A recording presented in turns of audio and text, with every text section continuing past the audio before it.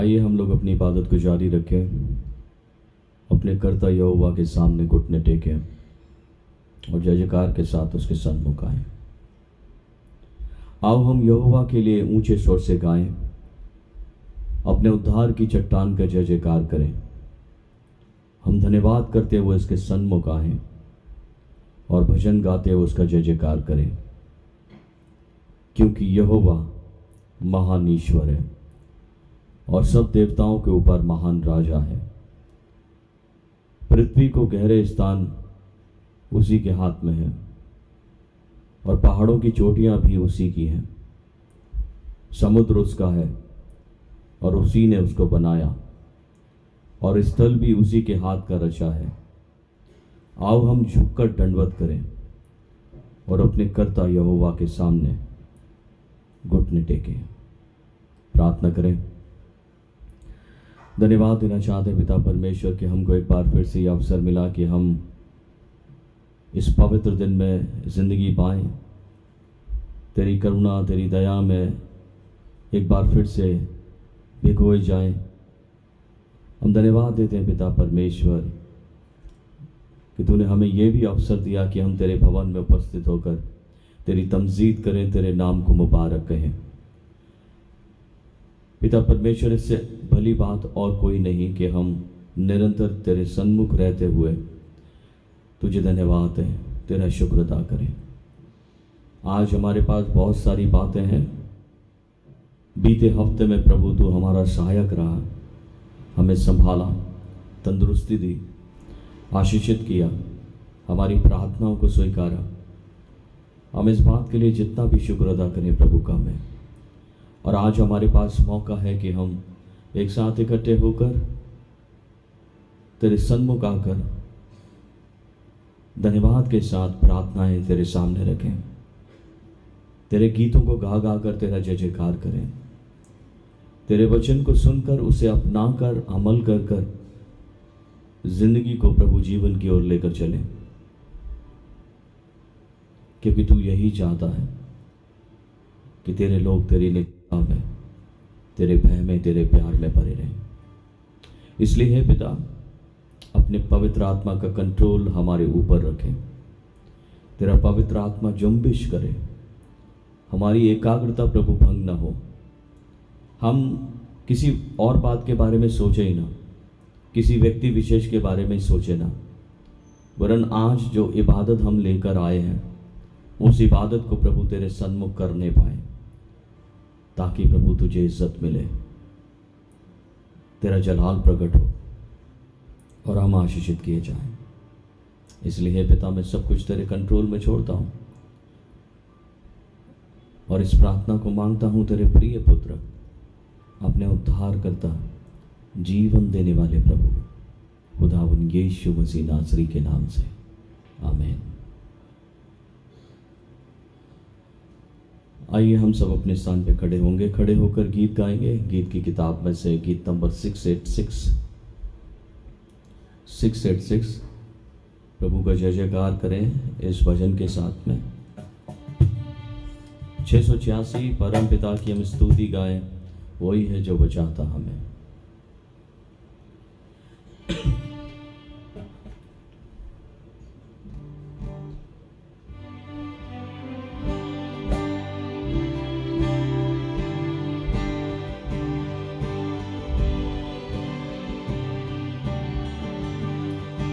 परम पिता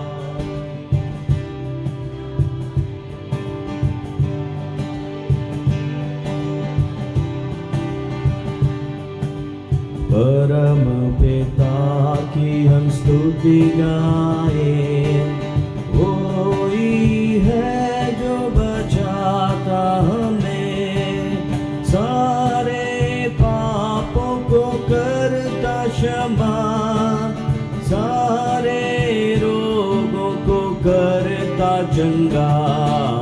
परम पिता की हम स्तुति गाएं आनंद के साथ, वही है जो बचाता हमें, धन्यवाद दे उसके आसनों में, आनंद से आए उसके चरणों में, धन्यवाद दे उसके आसनों में, आनंद से आए उसके चरणों में, संगीत गाकर खुशी से मुक्ति की चट्टान को जय ललकारे। परम पिता की हम स्तुति गाए, वो ही है जो बचाता हमें, वो ही हमारा है परम पिता। तरस खाता है सर्व सदा, वो ही हमारा है परम पिता। तरस खाता है सर्व सदा, पूरब से पश्चिम में जितनी दूर, उतनी ही दूर किए हमारे कसूर। परम पिता की हम स्तुति गाए, वो ही है जो बचाता हमें। माँ की तरह उसने दी तसल्ली, खतरों में छोड़ा नहीं। माँ की तरह उसने दी तसल्ली, दुनिया के खतरों में छोड़ा नहीं। काले से दूध कलाम का दिया, और दी हमेशा की जिंदगी।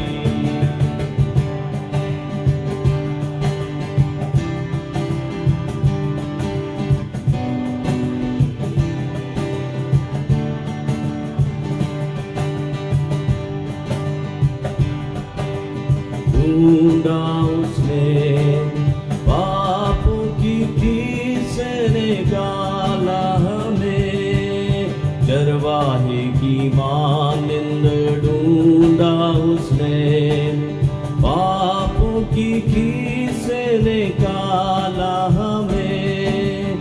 हमको बचाने को जान अपनी दी, ताकि हाथ में हम उसके रहे।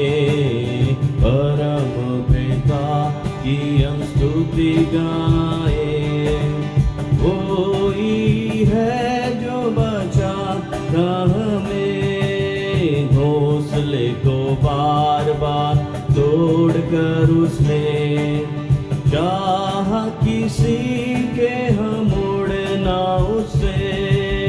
घोंसले को बार बार तोड़कर उसने चाहा किसी के हम उड़ना उससे। परों पर उठाया वो गाँव की तरह, ताकि हमको चोट न लगे। परम पिता की हम स्तुति गाए, वो ही है जो बचाता हमें। हम अपने स्थानों पे खड़े रहें, अपने ईमान को मजबूत करें, रसूलों के द्वारा ठहराए गए अकीदे को एक साथ मिलकर दोहराएं। मैं एतिकाद रखता हूँ खुदा कादर मुतलक बाप पर, जिसने आसमान और ज़मीन को पैदा किया, और उसके इकलौते बेटे हमारे खुदावन यीशु मसीह पर, जो रूह कुदुस से मुजस्सिम होकर वारी मरियम से पैदा हुआ, पैंतोस पिलातुस की हुकूमत में दुख उठाया, सलीब पर खींचा गया, मर गया, दफन हुआ और तीसरे दिन मुर्दों में से जी उठा, आसमान पर चढ़ गया, खुदा बाप कादर मुतलक के दाहिने हाथ बैठा है, जहाँ से वह जिंदों और मुर्दों का इंसाफ करने को आएगा। मैं एतिकाद रखता हूँ रूह कुदुस पर, पाक कलीसियाम पर, मुक़द्दसों की रिफ़ाक़त, गुनाहों की माफ़ी, जिस्म के जी उठने और हमेशा की ज़िंदगी पर। आमीन। जमायत मेहरबानी से बैठ जाए।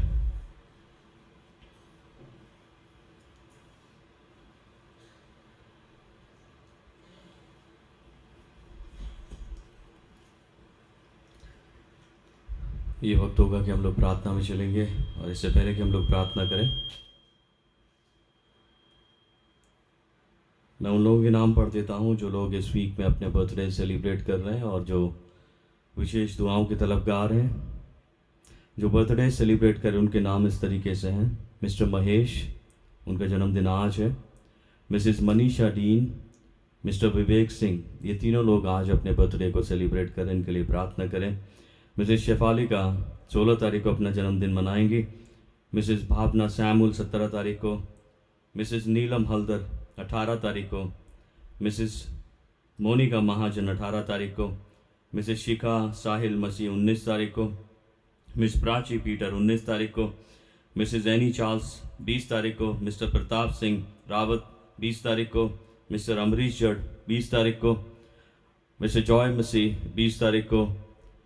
मिस्टर नितिन रॉक्सवेल 21 तारीख को। मिसेस निशा गुरुंग भी 21 तारीख को अपना जन्मदिन सेलिब्रेट करेंगे। ये वो लोग हैं, इनके लिए प्रार्थना करें।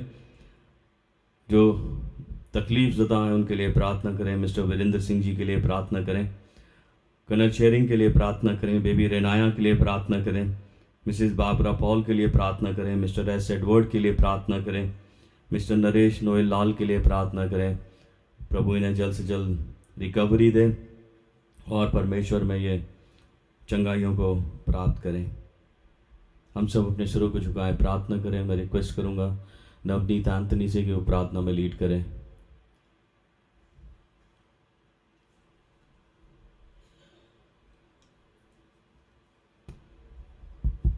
आइए हम सब प्रार्थना करेंगे, खुदावन की हुजूरी में अपने सरों को झुकाएंगे। महान सामर्थी अनुग्रहकारी परमेश्वर, प्रभु जी हम आपका धन्यवाद करते हैं सुंदर समय के लिए जो कि आपने हम सबको दिया है पिता परमेश्वर, कि हम आपकी उपस्थिति में आ सकें, आपके नेक जलाली नाम को ले सके पिता परमेश्वर। और प्रभु जी आपके अद्भुत अनुग्रह को पिता परमेश्वर अपने जीवन में फिर से एक नई रीति से अनुभव करने वाले हो सकें पिता परमेश्वर। प्रभु जी इस समय हम एक कलीसिया के रूप में प्रभु जी आपके समीप आते हैं, अपनी प्रार्थनाओं को प्रभु जी आपके सामने रखते हैं पिता परमेश्वर। इस समय प्रभु जी हम अपने देश के लिए प्रार्थना मांगते हैं, अपने स्टेट के लिए प्रार्थना मांगते हैं प्रभु जी। जितने भी लीडर्स पिता परमेश्वर पॉलिटिकल हमारे देश में हैं प्रभु जी, उन सब के लिए पिता परमेश्वर हम आपसे प्रार्थना मांगते हैं। उनका विजन पिता परमेश्वर हम आपके हाथों में सौंपते हैं प्रभु जी, जिससे कि प्रभु जी जो भी वो कार्य हमारे देश के लिए करते हैं वो पिता परमेश्वर हमारे देश के उत्थान के लिए होने वाला हो सके। प्रभु जी हम सब धन्यवाद करते हैं आपका हर एक सुंदर आशीष के लिए प्रभु जी, जो आपने हमारे जीवनों में बिना मांगे हमें दिए हैं पिता परमेश्वर। हम जानते हैं प्रभु जी आप हमारे मांगने से पहले ही जानते हैं कि हमें किन चीज़ों की आवश्यकता है, और प्रभु जी हमें आप हर एक उत्तम आशीष से पिता परमेश्वर सही समय आने पर पिता परमेश्वर तृप्त करते हैं। प्रभु जी हम सब आपका धन्यवाद करते हैं। आपने हमारे जीवन में जो भी आशीषें पिता परमेश्वर कलीसियाई रूप में पिता परमेश्वर या पारिवारिक रूप में पिता परमेश्वर या फिर पिता परमेश्वर अपने व्यक्तिगत जीवन के लिए प्रभु जी जो आशीषें आपने हमको दी हैं प्रभु जी, उन सब के लिए पिता परमेश्वर हम आपका धन्यवाद करते हैं प्रभु जी। और पिता परमेश्वर आज आपके समीप आते हैं, अपनी प्रार्थनाओं को आपके सामने रखते हैं प्रभु जी, और आपसे प्रार्थना मांगते हैं कि वो सारी प्रार्थनाएं पिता परमेश्वर आप समय अनुसार प्रभु जी पूरी करने वाले हो सकें पिता परमेश्वर। हम अपने देश को आपके हाथों में सौंपते हैं, अपनी स्टेट को आपके हाथों में सौंपते हैं। जितनी कलीसियाएं पिता परमेश्वर, जितने चर्चेस प्रभु जी आज आपके नाम को ले रहे हैं प्रभु जी, और जितनी कलीसियाएं पिता परमेश्वर आज एकत्रित हैं प्रभु जी, उन सारी कलीसियाओं को पिता परमेश्वर हम आपके हाथों में सौंपना चाहते हैं प्रभु जी। हम जानते हैं कि एक विश्वासी जीवन की ये सबसे बड़ी सच्चाई है प्रभु जी कि हमें विरोध झेलना होता है पिता परमेश्वर, और प्रभु जी ये एक विश्वासी बनने का पिता परमेश्वर चिन्ह भी है प्रभु जी कि ये संसार हमसे नफरत करता है प्रभु जी। हर एक जन प्रभु जी जो आपकी कलीसिया से जुड़ा हुआ है पिता परमेश्वर, हर एक जन प्रभु जी अगर वो अपने कार्यों में पिता परमेश्वर, अपने जीवन में प्रभु जी, अपनी सोशल लाइफ में पिता परमेश्वर, या पिता परमेश्वर अपनी जॉब्स में प्रभु जी अगर उस डिस्क्रिमिनेशन को झेलते हैं प्रभु जी, या फिर एक मसीह होने के कारण प्रभु जी उनसे घृणा की जाती है प्रभु जी, उन सब लोगों को पिता परमेश्वर हम प्रभु जी आपका संयम प्रदान करना मांगते हैं प्रभु जी। आपके वचनों को प्रभु जी आज पिता परमेश्वर उन सब के जीवन में रिलीज करना मांगते हैं पिता परमेश्वर, जिससे कि प्रभु जी जब ये सब प्रभु जी लोग प्रभु जी या जो भी लोग प्रभु जी उनके अगेंस्ट में जाते हैं पिता परमेश्वर, पर प्रभु जी आपका वचन प्रभु जी उनको उन जगहों पे दृढ़ बना सके पिता परमेश्वर। और प्रभु जी वो सारे के सारे लोग प्रभु जी, सारी कलीसियाओं के लोग पिता परमेश्वर, और हमारी सारी कलीसियाएं पिता परमेश्वर एक जिंदा गवाही बनकर प्रभु जी, एक रोशनी के समान पिता परमेश्वर, एक दिए के समान पिता परमेश्वर इस अंधेरे संसार में पिता परमेश्वर चमकने वाली हो सके प्रभु जी। हम पिता परमेश्वर कभी भी प्रभु जी आपकी इमेज को पिता परमेश्वर, आपके वचनों को पिता परमेश्वर अपने जीवन से रिफ्लेक्ट करना ना छोड़े प्रभु जी। इस समय पिता परमेश्वर हम अपनी कलीसिया के बुजुर्गों को प्रभु जी आपके हाथों में सौंपना मांगते हैं पिता परमेश्वर।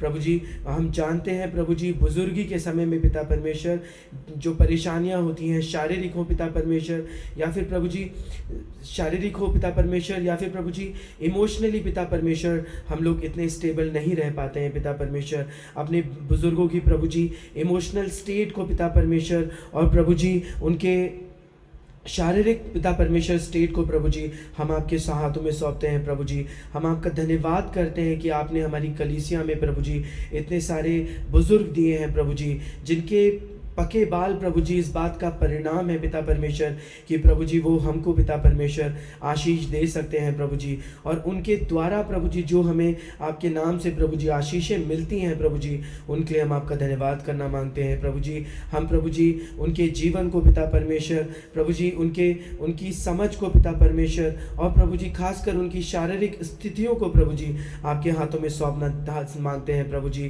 प्रभु जी आपका चंगाई भरा हाथ प्रभु जी उनके ऊपर चाहते हैं पिता परमेश्वर। हम प्रार्थना मांगते हैं प्रभु जी कि आप उनको इन बीमारियों से प्रभु जी, मौसम के बदलाव से पिता परमेश्वर बचाकर अपनी पनाह में रखें प्रभु जी। हम अपने चर्च के सारे विंग्स को पिता परमेश्वर आपके हाथों पे सौंपना मांगते हैं प्रभु जी, चाहे वो पास्टरेट कमेटी हो, चाहे वो MMF हो प्रभु जी, WSCS, MYF पिता परमेश्वर, क्वायर प्रभु जी, सब संडे स्कूल प्रभु जी, सारे लोग प्रभु जी जो इन विंग्स की लीडरशिप में है प्रभु जी, खासकर उनको आपके हाथों में सौंपना मांगते हैं पिता परमेश्वर। उन सब के विजन्स को प्रभु जी, उनकी सोच को पिता परमेश्वर हम आपके हाथों में सौंपना मांगते हैं। प्रार्थना मांगते हैं प्रभु जी कि जब वो प्रभु जी इन कमेटीज़ को पिता परमेश्वर लीड करते हैं प्रभु जी, तो प्रभु जी वो आपके नाम से पिता परमेश्वर आपका वचन लेके प्रभु जी इन सब कार्य को करने वाले हो सकें। और पिता परमेश्वर जो लोग प्रभु जी उनकी कमेटीज़ में आते हैं, उन लोगों को पिता परमेश्वर वो अद्भुत रीति से इस्तेमाल करने वाले हो सके पिता परमेश्वर, जिससे कि प्रभु जी आपके नाम की महिमा होने वाली हो सके पिता परमेश्वर। चाहे वो संडे स्कूल के बच्चे हों, MYF के बच्चे हों पिता परमेश्वर, और जो भी लोग प्रभु जी इन सारी कमेटीज़ में इन्वॉल्व हैं, उन सब के हृदयों को पिता परमेश्वर, उन सब के जीवन को पिता परमेश्वर, उन सब के परिवारों को प्रभु जी हम आपके हाथों में सौंपना मांगते हैं प्रभु जी। हर एक जीवन प्रभु जी जो इन कमेटीज़ में पिता परमेश्वर अपने नाम को कमिट करता है प्रभु जी, हर एक जीवन पिता परमेश्वर आपके नाम के लिए एक जिंदा गवाही बनने वाली हो सके पिता परमेश्वर। प्रभु जी हम अपने चर्च के बीमारों को पिता परमेश्वर, जिनके अभी नाम लिए गए हैं पिता परमेश्वर, हर एक को पिता परमेश्वर नाम लेके प्रभु जी आपके हाथों में देते हैं पिता परमेश्वर। हम जानते हैं प्रभु जी आप हमसे प्रेम करते हैं, और पिता परमेश्वर हम ये भी जानते हैं प्रभु जी कि आप हमारे जीवन में कभी ऐसी कठिनाई नहीं ला सके प्रभु जी, नहीं ला सकते जिससे प्रभु जी हम पार नहीं पा सकते पिता परमेश्वर। हम जानते हैं प्रभु जी आपका वचन हमें बताता है पिता परमेश्वर कि धर्मी पे विपत्तियाँ पड़ेंगी तो पर प्रभु पिता परमेश्वर उनको हर एक विपत्ति से रिहाई बख्शता है पिता परमेश्वर। हम उस रिहाई को पिता परमेश्वर आज हर एक जीवन के लिए प्रभु जी जो पिता परमेश्वर शारीरिक रूप से बीमार है, या पिता परमेश्वर मानसिक रूप से पिता परमेश्वर किसी प्रॉब्लम को झेल रहे हैं, या पिता परमेश्वर अपनी जॉब्स में पिता परमेश्वर वो किसी भी पिता परमेश्वर उत्पीड़न का शिकार है पिता परमेश्वर, या प्रभु जी किसी भी परेशानी में है पिता परमेश्वर, उन सब जीवनों में पिता परमेश्वर हम यीशु मसीह के नाम की रिहाई को आज लेना चाहते हैं पिता परमेश्वर। हम जानते हैं प्रभु जी वो रिहाई पिता परमेश्वर, वो पिता परमेश्वर चंगाई प्रभु जी आपने हम सब के जीवन में रखी है प्रभु जी। खासकर जो लोग बीमार हैं पिता परमेश्वर, उन सब के लिए प्रभु जी आपका वचन आज हम क्लेम करना मांगते हैं पिता परमेश्वर। हम आपसे प्रार्थना मांगते हैं प्रभु जी, उस चंगाई को क्लेम करते हैं पिता परमेश्वर कि जो आपके कोड़े खाने से पिता परमेश्वर हमें मिलती है प्रभु जी। हर एक जीवन पिता परमेश्वर जो भी दुख में है, परेशानी में है पिता परमेश्वर, शारीरिक रूप से परेशान है पिता परमेश्वर, उन सब जीवनों में पिता परमेश्वर आपकी उस चंगाई को पिता परमेश्वर यीशु मसीह के नाम से पिता परमेश्वर आज हम रिलीज करना मांगते हैं। और प्रभु जी खासकर इन जीवनों को पिता परमेश्वर, इन जीवनों के पिता परमेश्वर दिलों को प्रभु जी, इनके हृदयों को आपके हाथों में सौंपना मांगते हैं पिता परमेश्वर। प्रभु जी आपसे प्रार्थना मांगते हैं कि जो भी तब्दीली आप इन जीवनों में लाना चाहते हैं प्रभु, वो तब्दीली पिता परमेश्वर इन विषम परिस्थितियों में प्रभु जी इनके जीवन में आने वाली हो सके। ये सब लोग पिता परमेश्वर एक जिंदा गवाही बनने वाले हो सके पिता परमेश्वर। और प्रभु जी ये सब लोग आपके नाम को एक अद्भुत रीति से प्रभु जी जानने वाले हो सके। और प्रभु जी जब ये लोग ठीक हों पिता परमेश्वर, तो प्रभु जी उस गवाही को लेके प्रभु जी ये हर एक इंसान को पिता परमेश्वर खुशी और उल्लास के साथ बताने वाले हो सके कि मेरा प्रभु जिंदा है और मेरा प्रभु मुझे बचा कर लाया है और मेरे प्रभु ने मुझे चंगाई बख्शी है। प्रभु जी हम इन सब लोगों को आपके हाथों में सौंप देते हैं, खासकर अपने चर्च के जवानों को पिता परमेश्वर हम आपके हाथों में सौंपते हैं। प्रभु जी हम जानते हैं कि शैतान नहीं चाहता कि प्रभु जी ये आपके घर का पिता परमेश्वर, आपके वचन का प्रभु जी बोझ अपने ऊपर डाले। पर प्रभु जी हम धन्यवाद देते हैं अपनी चर्च के यूथ के जीवन के लिए प्रभु जी, कि प्रभु जी वो आपके कार्य को करते हैं पिता परमेश्वर, आपका बोझ पिता परमेश्वर, आपका जुआ प्रभु जी अपने कांधों में पिता परमेश्वर लेना मांगते हैं। प्रभु जी उनके जीवनों को हम आपके हाथों में सौंपते हैं, उनके जीवनों को प्रभु जी हम यीशु मसीह के लहू के बारे में लेते हैं पिता परमेश्वर, कि शैतान उनको ना बहका सके प्रभु जी, और शैतान उनको पिता परमेश्वर अपने पिता परमेश्वर युक्तियों में ना फंसा सके और अपने रास्तों पर ना चला सके प्रभु जी। उन जीवनों को पिता परमेश्वर हम आपके हाथों में सौंपना मांगते हैं पिता परमेश्वर। आज के समय को प्रभु जी हम आपके हाथों में सौंपते हैं, खासकर प्रभु जी जब वचन हम सबके बीच में बोया जाता है, उस वचन को पिता परमेश्वर हम आपके हाथों में सौंपते हैं प्रभु जी। उस वचन रूपी बीज को प्रभु जी हम आपके हाथों में सौंपते हैं पिता परमेश्वर। हम जानते हैं प्रभु जी जब हम यहाँ आते हैं पिता परमेश्वर, तो हम अपनी सांसारिक परिस्थितियों को शायद भूल नहीं पाते, पर हर एक जीवन को प्रभु जी हम आज आपके हाथों में सौंपना चाहते हैं कि हम सब भूल जाएं प्रभु जी कि हम किस परेशानी में हैं, और हम अपनी चिंताओं को पिता परमेश्वर भूल जाएं पिता परमेश्वर, और अपने हृदय को पिता परमेश्वर हम खाली कर प्रभु जी आज आपके सामने आ सके प्रभु जी, कि आपका वचन प्रभु जी हमारे हृदयों में पिता परमेश्वर हम सब के जीवनों में बोया जाने वाला हो सके प्रभु जी। हम सब पिता परमेश्वर अपने हृदय को उस नरम भूमि की तरह नहीं बना सकते, पर आपसे प्रार्थना मांगते हैं प्रभु जी कि हर एक जन प्रभु जी जो इस वचन को सुनता है प्रभु जी, उसका हृदय पिता परमेश्वर एक ऐसी भूमि बन सके कि वो वचन पिता परमेश्वर उसके अंदर प्रभु जी एक वृक्ष बन सके, और पिता परमेश्वर जब वो वृक्ष बने प्रभु जी, फलदायी वृक्ष बने पिता परमेश्वर, तो हमारा व्यवहार बदल सके पिता परमेश्वर। हम बाहर से नहीं प्रभु जी, पर हमें वो वचन अंदर से बदलने वाला हो सके पिता परमेश्वर। और प्रभु जी जब लोग हमारे इस नए जीवन को देखें प्रभु जी, तो वो आपके नाम को जानने वाले हो सके, और इस जीवन को देख के प्रभु जी केवल और केवल आपके नाम को महिमा मिलने वाली हो सके। आज जो लोग प्रभु जी हमारे साथ इस कलीसिया रूप में नहीं जुड़ पाए हैं प्रभु जी, उन सब लोगों को भी हम आपके हाथों में सौंपना मांगते हैं। जिन भी परिस्थितियों में प्रभु जी आज वो हैं, या जिन भी बंधनों की वजह से पिता परमेश्वर वो आज चर्च नहीं आ पाए हैं प्रभु जी, उन सारे बंधनों को प्रभु जी हम यीशु मसीह के नाम से तोड़ने की आज आपसे प्रार्थना मांगते हैं प्रभु जी। वो सारे बंधन प्रभु जी यीशु मसीह के नाम से टूटने वाले हो सके प्रभु जी, जिससे कि पिता परमेश्वर वो हर रविवार पिता परमेश्वर आपकी उपस्थिति में आ सके, आपकी उपस्थिति को महसूस कर सके प्रभु जी, और हर एक इतवार को प्रभु जी वो आकर आपका वचन पिता परमेश्वर अपने हृदय में ले जाने वाले हो सके। आज अपने पासबान को प्रभु जी हम आपके हाथों में सौंपते हैं पिता परमेश्वर। धन्यवाद देते हैं प्रभु जी उनके जीवन के लिए प्रभु जी, धन्यवाद देते हैं कि प्रभु जी आपने उनको चुना प्रभु जी, और पिता परमेश्वर धन्यवाद देते हैं कि आपकी कॉल को प्रभु जी उन्होंने पहचाना और अपना जीवन प्रभु जी आपको समर्पित किया है पिता परमेश्वर। कुछ भी पिता परमेश्वर आत्मिक, शारीरिक पिता परमेश्वर, या फिर कोई भी पिता परमेश्वर फाइनेंशियल प्रॉब्लम कुछ भी अगर उनके जीवन में आती है प्रभु जी, हम आपसे प्रार्थना मांगते हैं पिता परमेश्वर वो यीशु मसीह के नाम से पिता परमेश्वर दूर होने वाली हो सके पिता परमेश्वर, और उनकी सारी कमी घटियाँ पिता परमेश्वर यीशु मसीह के नाम से पूरी होने वाली हो सके पिता परमेश्वर। और प्रभु जी हम आपकी आत्मा की परिपूर्णता प्रभु जी उनके जीवन में मांगते हैं पिता परमेश्वर। प्रभु जी उनका जीवन पिता परमेश्वर एक फलदायी वृक्ष बनने वाला हो सके प्रभु जी। आपके विजन्स प्रभु जी हम उनके जीवन के लिए प्रभु जी उनके लिए चाहते हैं प्रभु जी। उनके पूरे परिवार को पिता परमेश्वर हम आपके हाथों में सौंपना मांगते हैं प्रभु जी।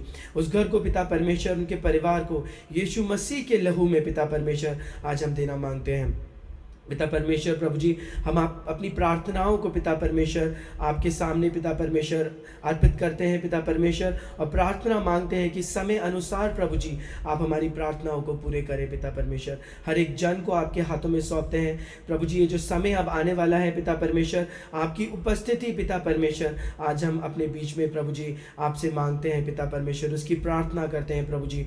और प्रभु जी हम सब पिता परमेश्वर अपनी आत्मिक जीवन को प्रभु जी आज आपके हाथों में सौंपना मांगते हैं, और इस दुआ को यीशु मसीह के नाम से मांग लेते हैं, आमीन।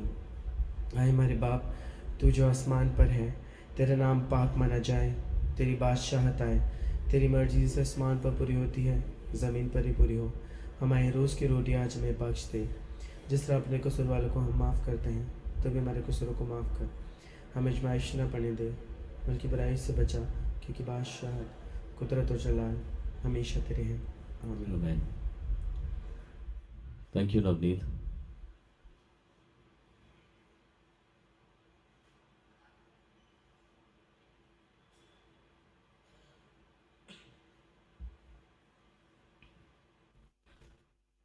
हम लोग बारी बारी से पढ़ने के लिए निकालेंगे इंतखाबी सबक नंबर 5, चुने हुए पाठ की संख्या 5, रिस्पॉन्सिव रीडिंग नंबर 5, जो कि पाया जाता है गीत की किताब में पेज नंबर 451, 451 पेज संख्या। और इसको बारी बारी से पढ़ने के लिए हम सब अपने स्थानों पे खड़े हो जाएंगे, और साथ ही साथ मैं रिक्वेस्ट करूंगा कि भाई अमितोष जो है स्क्रिप्चर पोर्शन निकाल के रखें from the book of genesis chapter 2 versus from 15 to 18, और वहीं तक पढ़ें जहाँ पर ये लिखा हुआ है आदम का अकेले रहना अच्छा नहीं है। सबसे पहले हम लोग रिस्पॉन्सिव रीडिंग में चलेंगे और खड़े रहेंगे, उसके बाद स्क्रिप्चर पोर्शन पढ़ा जाएगा। सृष्टि और व्यवस्था ईश्वर को प्रकट करते हैं। आकाश ईश्वर की महिमा का वर्णन कर रहा है, आकाश मंडल उसके हाथों के कामों को प्रकट करता है।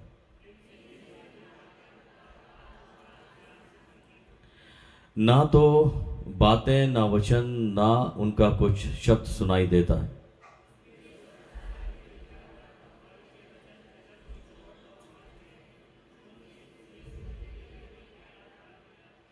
सूर्य मंडप से निकलते हुए दूल्हे के समान है, और वो वीर की नाई अपनी दौड़ दौड़ने को हर्षित होता है।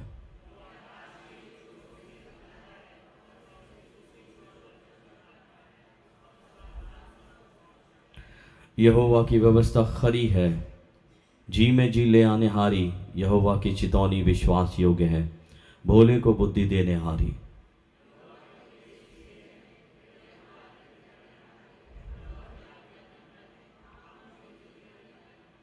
यहोवा का भय शुद्ध है, अंतकालों ठहरने हारा। यहोवा के नियम सत्य और पूरी रीति से धर्म में है।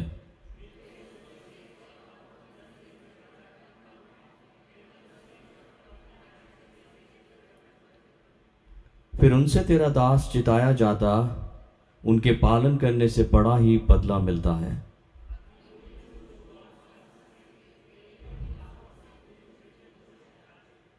और ढिठाई से भी अपने दास को रोक रख, वह मुझ पर प्रभुता करने ना पाए। तब मैं खरा होऊंगा और बड़े अपराध के विषय में निर्दोष ठहरूंगा। साथ साथ पढ़ेंगे। हे यहोवा, ये मेरी चट्टान और मेरे छुड़ाने, मेरे मुंह के वचन और मेरे हृदय का ध्यान तुझे भाए। हो सिताइश बाप की और बेटे की और रूह कुदूस की भी, जैसे इब्तिदा में हुए है आज भी और रहेगी। आमीन।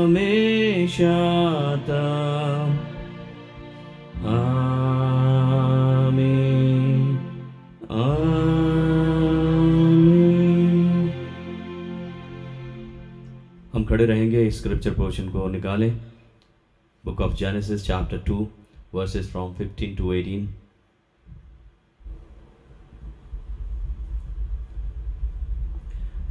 परमेश्वर के वचन में उत्पत्ति 2 उसकी 15 से 18 आयत में इस प्रकार से लिखा है, तब यहोवा परमेश्वर ने आदम को लेकर अदन की वाटिका में रख दिया कि वह उसमें काम करे और उसकी रक्षा करे।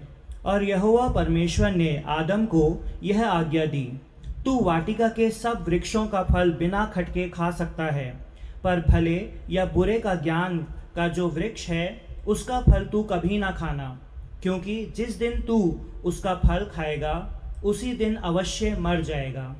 फिर यहोवा परमेश्वर ने कहा, आदम का अकेला रहना अच्छा नहीं। परमेश्वर अपने वचन के पढ़े और सुने जाने पर आशीष दे। Praise God from whom all blessings flow. Praise Him all creatures here below. Praise Him above in heavenly hosts. Praise Father, Son, and Holy Ghost. Amen. मेहरबानी से बैठे। मैं आपके सामने चर्च अनाउंसमेंट रखना चाहता हूँ। चर्च अनाउंसमेंट इस तरीके से है। हमारे रविवार की आराधना का समय सुबह 9 बजे का है। संडे स्कूल का समय भी सुबह 9 बजे का है। लास्ट संडे आप लोगों ने जो हदिया दिया, last Sunday Methodist man fellowship जो है वर्शिप को कंडक्ट किए, और इनका विवरण मैं आपको बताता हूँ। इस ऑफरिंग का टोटल अमाउंट जो है 51,842 है।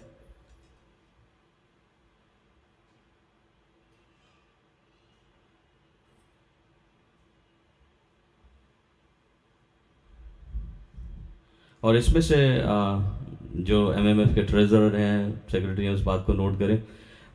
एमएमएफ के लिए जो है 35,442 रुपीज़ जो है एमएमएफ के लिए है, और चर्च के लिए 16,400 रुपये, एमएमएफ के लिए 35,442 रुपये। सो दोनों को अगर टोटल करेंगे तो 51,842 आता है। तो ये लास्ट संडे की ऑफरिंग है। और इस सुबह के वक्त भी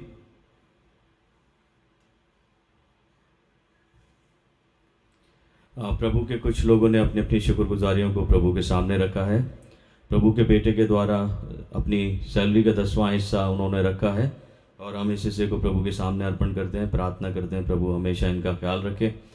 प्रभु की बेटी के द्वारा भी 10वां हिस्सा कमाई का परमेश्वर के सामने रखा गया है। प्रभु इन्हें अपने अनुग्रह में आगे बढ़ाए। बीते वक्त में मिस्टर विपिन और राखी की बेटी तकलीफ़ में गई, और परमेश्वर के अनुग्रह से उसने चंगाई प्राप्त की। तो तिमोती परिवार जो है एक शुक्रगुजारी को परमेश्वर के सामने अर्पण करते हैं। हम इस शुक्रगुजारी को प्रभु के सामने रखते हैं। प्रभु के एक परिवार ने, नाम नहीं बताना चाहता, 30,000 रुपये जो है चर्च के काम के वास्ते ये थैंक्स गिविंग दी है, ताकि चर्च के काम के वास्ते इसको इस्तेमाल किया जा सके। प्रार्थना करते हैं परिवार के सभी सदस्य प्रभु में सुरक्षित रहें और प्रभु में बढ़ते जाएं। एक और परिवार ने प्रभु के काम के वास्ते, चर्च के काम के वास्ते 12,000 रुपये की शुक्रगुजारी रखी है, और इस शुक्रगुजारी को भी परमेश्वर के सामने अर्पण करते हैं। प्रार्थना करते हैं प्रभु ऐसे ही इन्हें अपने अनुग्रह में आगे बढ़ाए, और इनके जीवन में और इनके भंडारों में किसी बात की घटी ना होवे।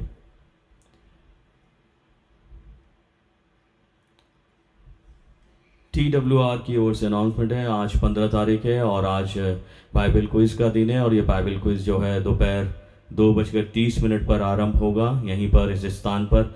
और जितनों ने अपने रजिस्ट्रेशन कराए हैं, मैं उन सबसे रिक्वेस्ट करता हूं कि 2:15 बजे तक चर्च प्रांगण में पहुंचें, और इस क्विज़ में अपने तमाम शामिल होकर उन उत्तरों का जो है निशान लगाएं उत्तरों पर। और अपने क्विज को पूरी तरीके से कंप्लीट करें। और हमारी प्रार्थना है कि प्रभु के वचनों में आप आगे बढ़ें, ताकि जो आपने सीखा है वो आपके जीवन में हमेशा बना रहे और इन वचनों के द्वारा प्रभु आपको आशीष देता रहे। एक शादी का इश्तिहार है, मैं इस इश्तिहार को आपके सामने पढ़ता हूँ। मिस्टर अरुण राम जो कि लेट मिस्टर सुशील राम के बेटे हैं और हमारे चर्च के सदस्य हैं, इनका विवाह दिव्या जो कि मिस्टर विनोद कुमार की बेटी है और आत्मिक घर प्रार्थना सभा कुलान देहरादून की सदस्य है। इनका विवाह जो है 2 अक्टूबर को सुबह 10:30 बजे आत्मिक घर प्रार्थना सभा कुलान देहरादून में होना करार पाया गया है। ये विवाह के संबंध में पहली पुकार है और यदि आप लोग ये समझते हैं कि ये किसी भी तरीके से इस विवाह में बनने के लायक नहीं है, समय से पहले मुझ खुदा के खादिम को इतला करें, नहीं तो हमेशा के लिए खामोश रहें।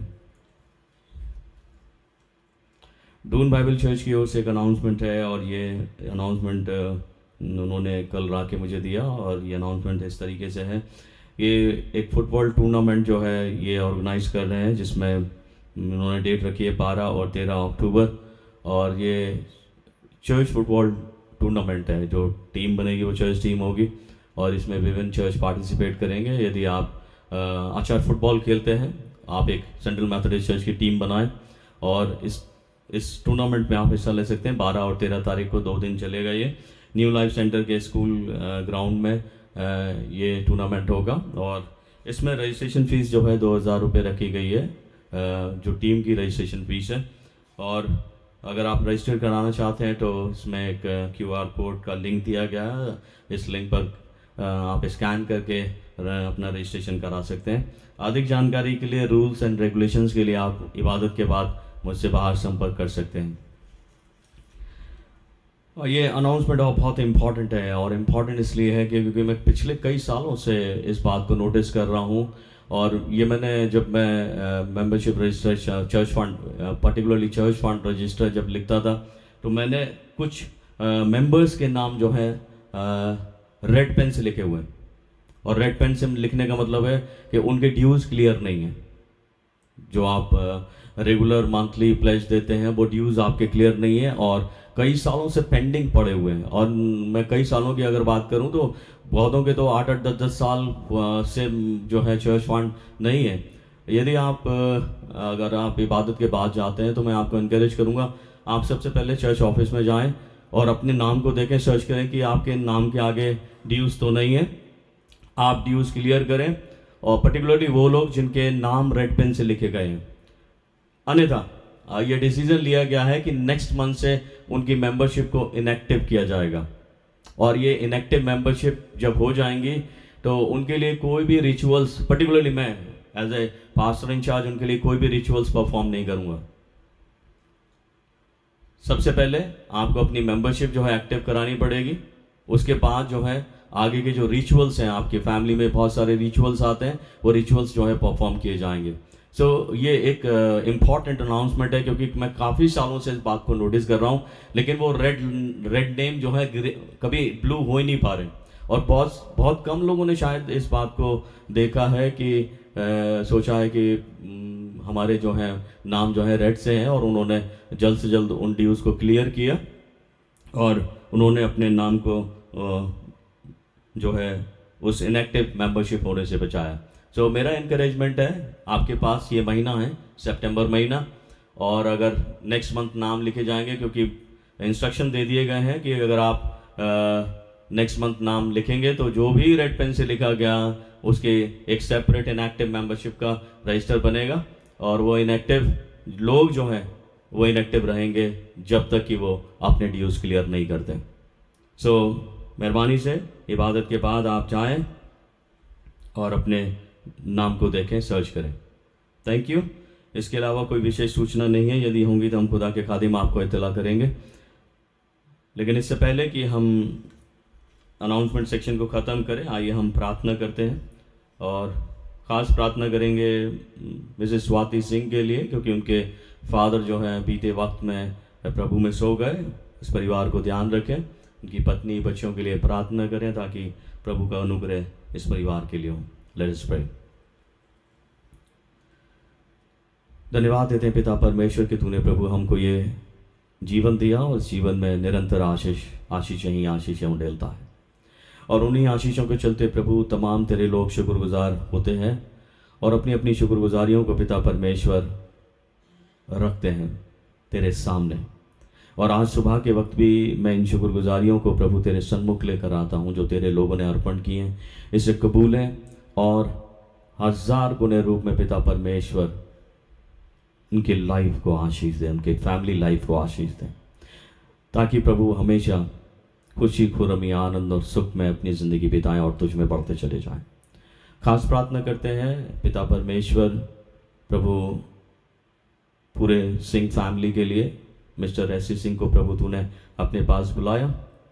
प्रार्थना है पिता अपने अनुग्रह में उन्हें संभालें, उनके परिवार को संभालें और अपनी शांति उनके जीवन में बना के रखें, ताकि वो विश्वास करें उन आशाओं पर जो आशाएं प्रभु तूने उन्हें दी। खुदा उन यीशु मसीह के वसीले से आमीन।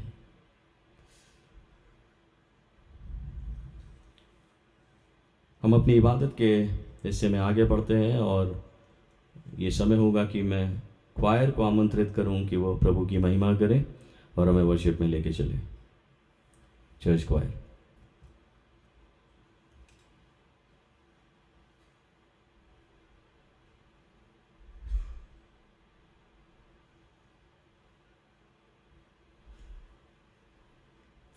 ये एक और शुक्रगुजारी आई है। जब तक कि क्वायर तैयार होती है मैं इसको भी अनाउंस कर देता हूँ। ये दशवांश है, कमाई का दशवांश।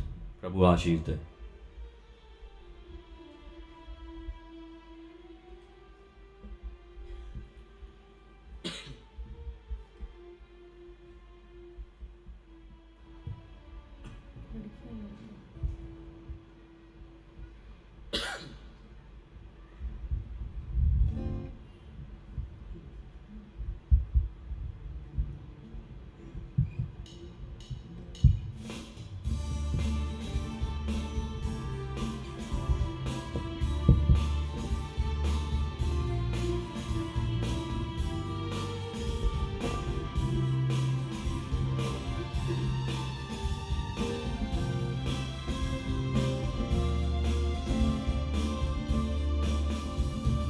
उड़ के मिलेंगे प्यारे यीशु से, उड़ के मिलेंगे प्यारे यीशु को, महिमा में जब आएगा वो हमारे दुख मिटा के आंसू सब पोंछेगा।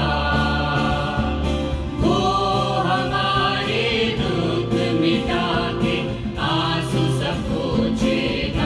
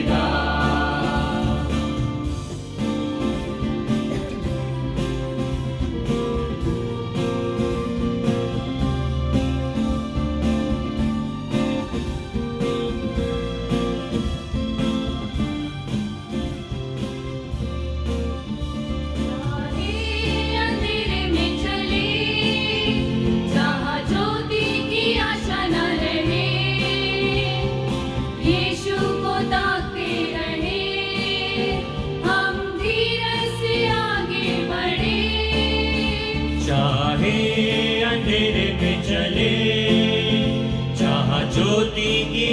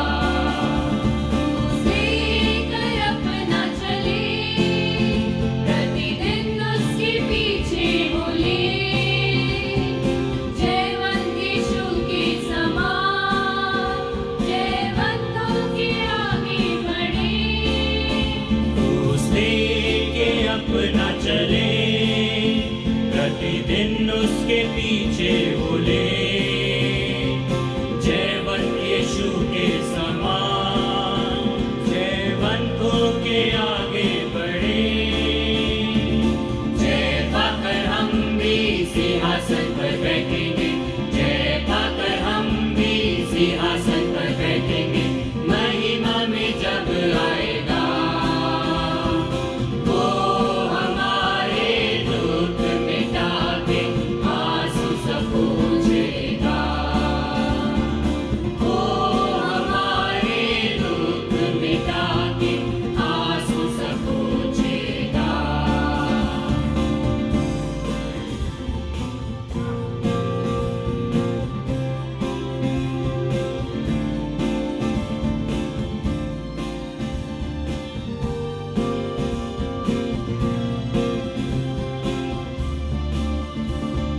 जाके सफर में परीक्षाओं से हम गुजरे,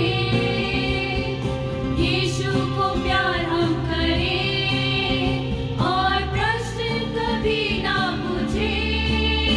तो जग के सफर में परीक्षाओं से हम गुजरे,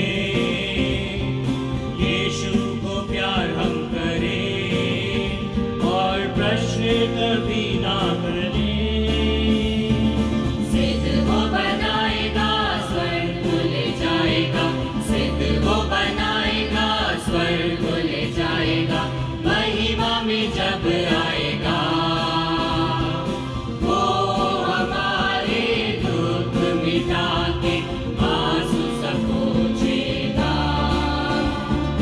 वो हमारे दुख मिटा के आंसू सब पोंछेगा। जीवन की हथौड़ी करके पिता के राज में प्रवेश हम करें, उसका चेहरा सदा देखेंगे, उसकी सेवा सदा करेंगे। जीवन की दौड़ पूरी करके पिता के राज में प्रवेश हम करें, उसका चेहरा सदा देखेंगे, उसकी सेवा सदा करेंगे। प्राण देने तक जो वफादार रहेगा, प्राण देने तक जो वफादार रहेगा, जीवन का मुकुट पाएगा, वो हमारे दुख मिटा के आंसू सब पोंछेगा, वो हमारे दुख मिटा के आंसू सब पोंछेगा, वो हमारे दुख मिटा के आंसू सब पोंछेगा।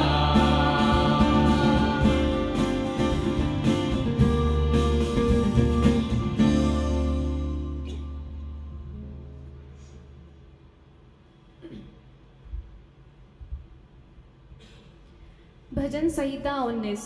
आकाश परमेश्वर की महिमा का वर्णन कर रहा है और आकाश मंडल उसकी हस्तकला को प्रकट कर रहा है। दिन से दिन बातें करता है और रात को रात ज्ञान सिखाती है। ना तो कोई बोली है और ना कोई भाषा जहाँ उनका शब्द सुनाई नहीं देता है। उनका स्वर सारी पृथ्वी पर गूंज रहा है और उनके वचन जगत की छोर तक पहुँच गए हैं। उनमें उसने सूर्य के लिए एक मंडप खड़ा किया है। आइए हम सब अपने स्थानों पे खड़े होकर परमेश्वर की आराधना करेंगे, उसके नाम को धन्य कहेंगे।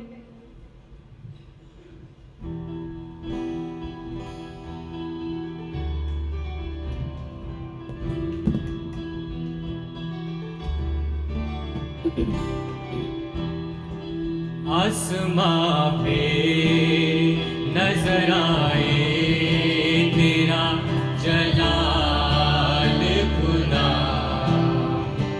आसमां पे नजर आए तेरा जलाल खुदा, और ज़मीं पे तेरे हाथों का है कमाल खुदा आसमां पे नजर आए तेरा जलाल खुदा और ज़मीं पे तेरे हाथों का है कमाल खुदा आसमां पे नजर आए तेरा जलाल खुदा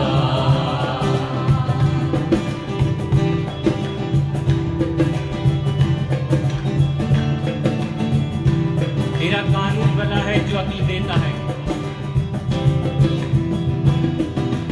तेरा कानून भला है जो अक्ल देता है। तेरा कानून भला है जो अक्ल देता है। तेरा कानून भला है जो अक्ल देता है। हुक्म तेरा एक राजा करे महान खुदा। हुक्म तेरा एक राजा करे महान खुदा। आसमां पे नजर आए तेरा जलाल खुदा और ज़मीं पे तेरे हाथों का है कमाल खुदा। आसमां पे नजर आए तेरा जलाल खुदा।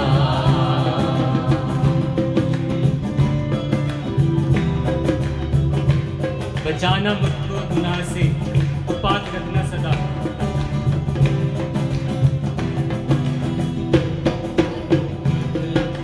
बचाना मुझको गुनाह से, तू पाक रखना सदा। बचाना मुझको गुनाह से, तू पाक रखना सदा। बचाना मुझको गुनाह से, तू पाक रखना सदा। मेरे दिल को मेरी बातें तेरा ख्याल खुदा। मेरे दिल को मेरी बातें तेरा ख्याल खुदा। आसमां एक साथ लिखिए। नजर आए तेरा जलाल खुदा और ज़मीं पे तेरे हाथों का है कमाल खुदा। आसमां पे नजर आए तेरा जलाल खुदा और ज़मीं पे तेरे हाथों का है कमाल खुदा।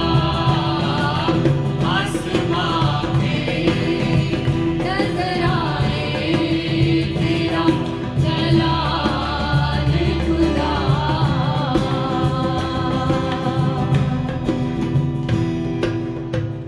हाँ परमेश्वर, हम जानते हैं कि तू कितना अनुग्रहकारी ईश्वर है परमेश्वर, और तेरा जलाल जिस प्रकार से आसमां पे नजर आता है परमेश्वर, हमको ये विश्वास है कि हम सब लोग एक दिन प्रभु जी तुझसे मिलेंगे उसी आसमान पे प्रभु जी जिस पे तू विराजमान है, क्योंकि प्रभु जी स्वर्ग तेरा सिंहासन है। प्रभु जी तूने हमको ये प्रिविलेज दिया है कि प्रभु जी कि हम सब लोग मिलकर तेरी आराधना कर सकते हैं परमेश्वर, तेरी स्तुति कर सकते हैं प्रभु जी। और हमको ये विश्वास है प्रभु जी जिस प्रकार से तूने हम सबसे वायदा किया है कि तू हम सबको फिर से एक बार लेने आएगा और प्रभु जी हम सब लोग आसमान पे उठाए जाएंगे, उस नीले आसमां के पार जाएंगे जहाँ पे तू विराजमान है, और वहाँ पे प्रभु जी हम तुझसे मिलेंगे, रूबरू होंगे प्रभु जी, और वहाँ भी हम सब मिलकर तेरी सिताइश करेंगे परमेश्वर। मुझे प्रभु जी कि आप हम सबके साथ हुई, और आज जबकि प्रभु जी हम तेरी आराधना करते हैं परमेश्वर, तेरा आत्मा प्रभु जी यहाँ पे जुम्बिश करने पाए प्रभु जी। हम सब लोग एक बार फिर से प्रभु जी तेरे नाम को ऊंचा करेंगे प्रभु जी, तेरे नाम को उठाएंगे, और एक गीत हम सब लोग मिलके गाएंगे जो हम सब लोगों को आता है, नीले आसमां के पार जाएंगे, मेरा यीशु रहता वहाँ।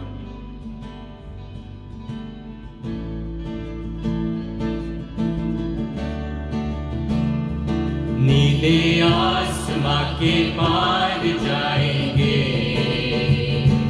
मेरा यीशु रहता वहाँ। नीले आसमां के पार जाएंगे, मेरा यीशु रहता वहाँ। हम मिलेंगे बादलों पर, हम मिलेंगे बादलों पर, देखेगा सारा जहां। नीले आसमां के पार जाएंगे, मेरा यीशु रहता वहाँ।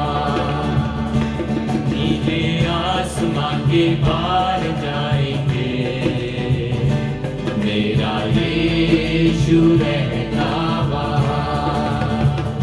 हाँ प्रभु, तेरा कोई भी वादा अधूरा नहीं है, हर एक वादा जो तूने हमसे किया है वो पूरा होगा।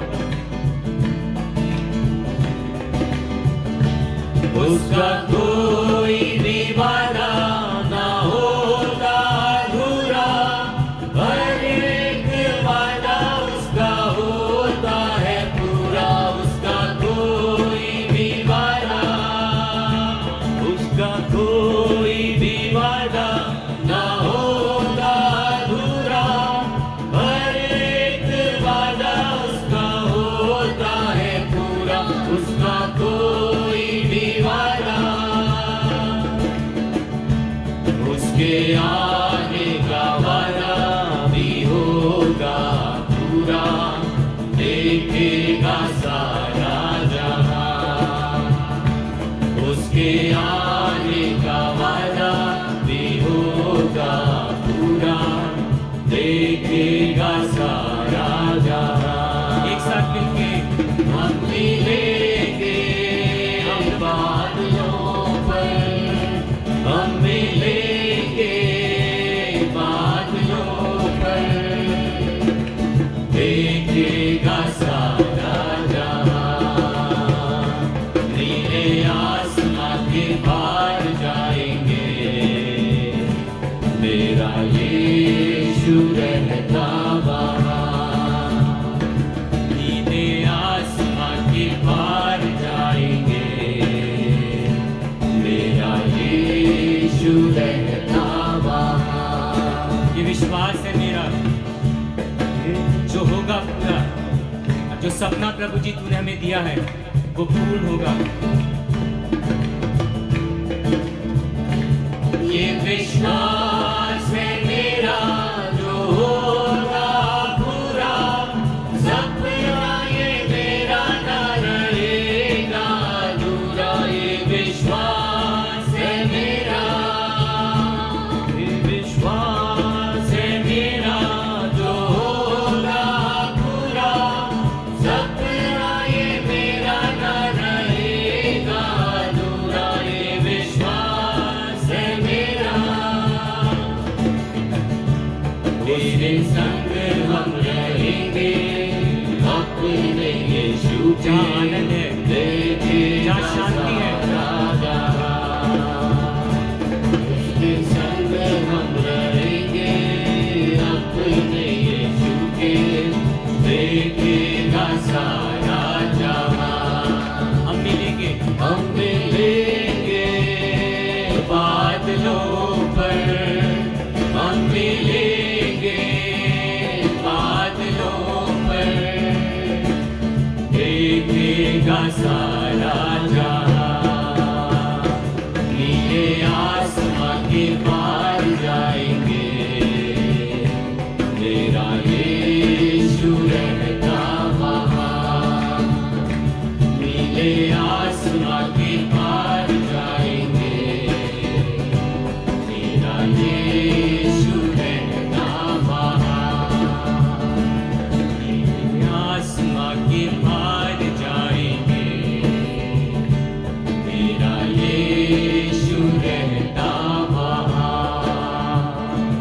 मेरा यीशु रहता वहाँ, मेरा यीशु रहता वहाँ, मेरा यीशु रहता वहाँ। सुंदर समय के लिए प्रभु जी, जब आपने मौका दिया परमेश्वर की आपके हुजूरी में आते हैं परमेश्वर, आपका भजन गाते हैं प्रभु जी, आपका धन्यवाद करते हैं परमेश्वर।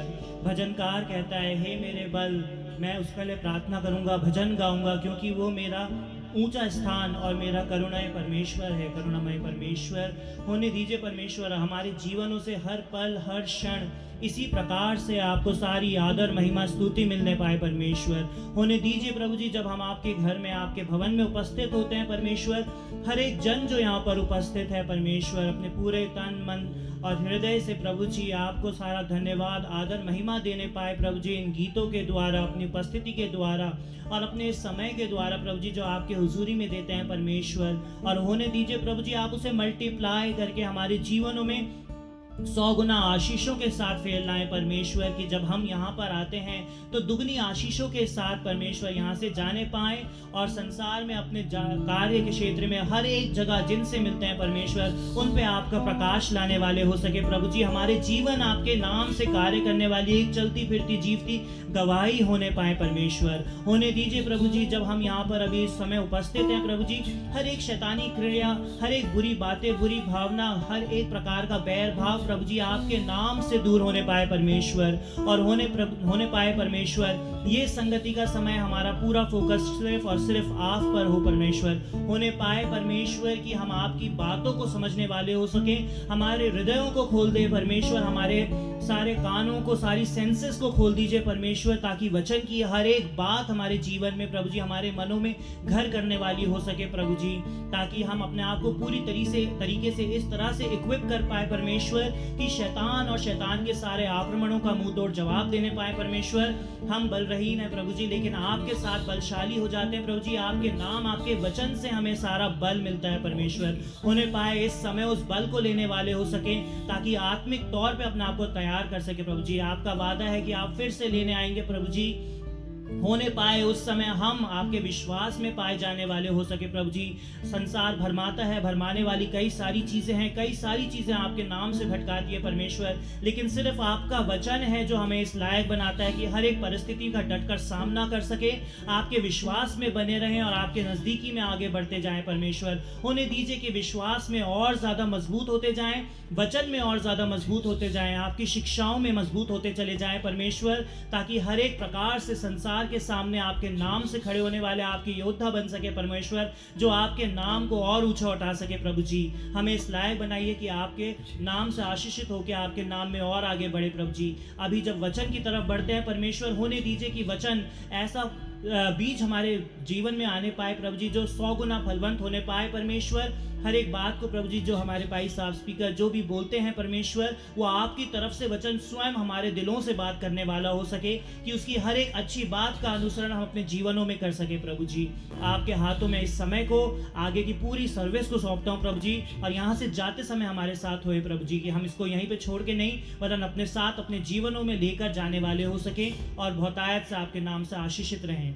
आपके हाथों में हर एक बात को सौंपते हुए इस छोटी सी दुआ को आपके प्यारे और मीठे नाम में होके मांगता हूँ, सुनिए, कबूल कीजिएगा, आमीन। Amen. Thank you, choir. God bless you.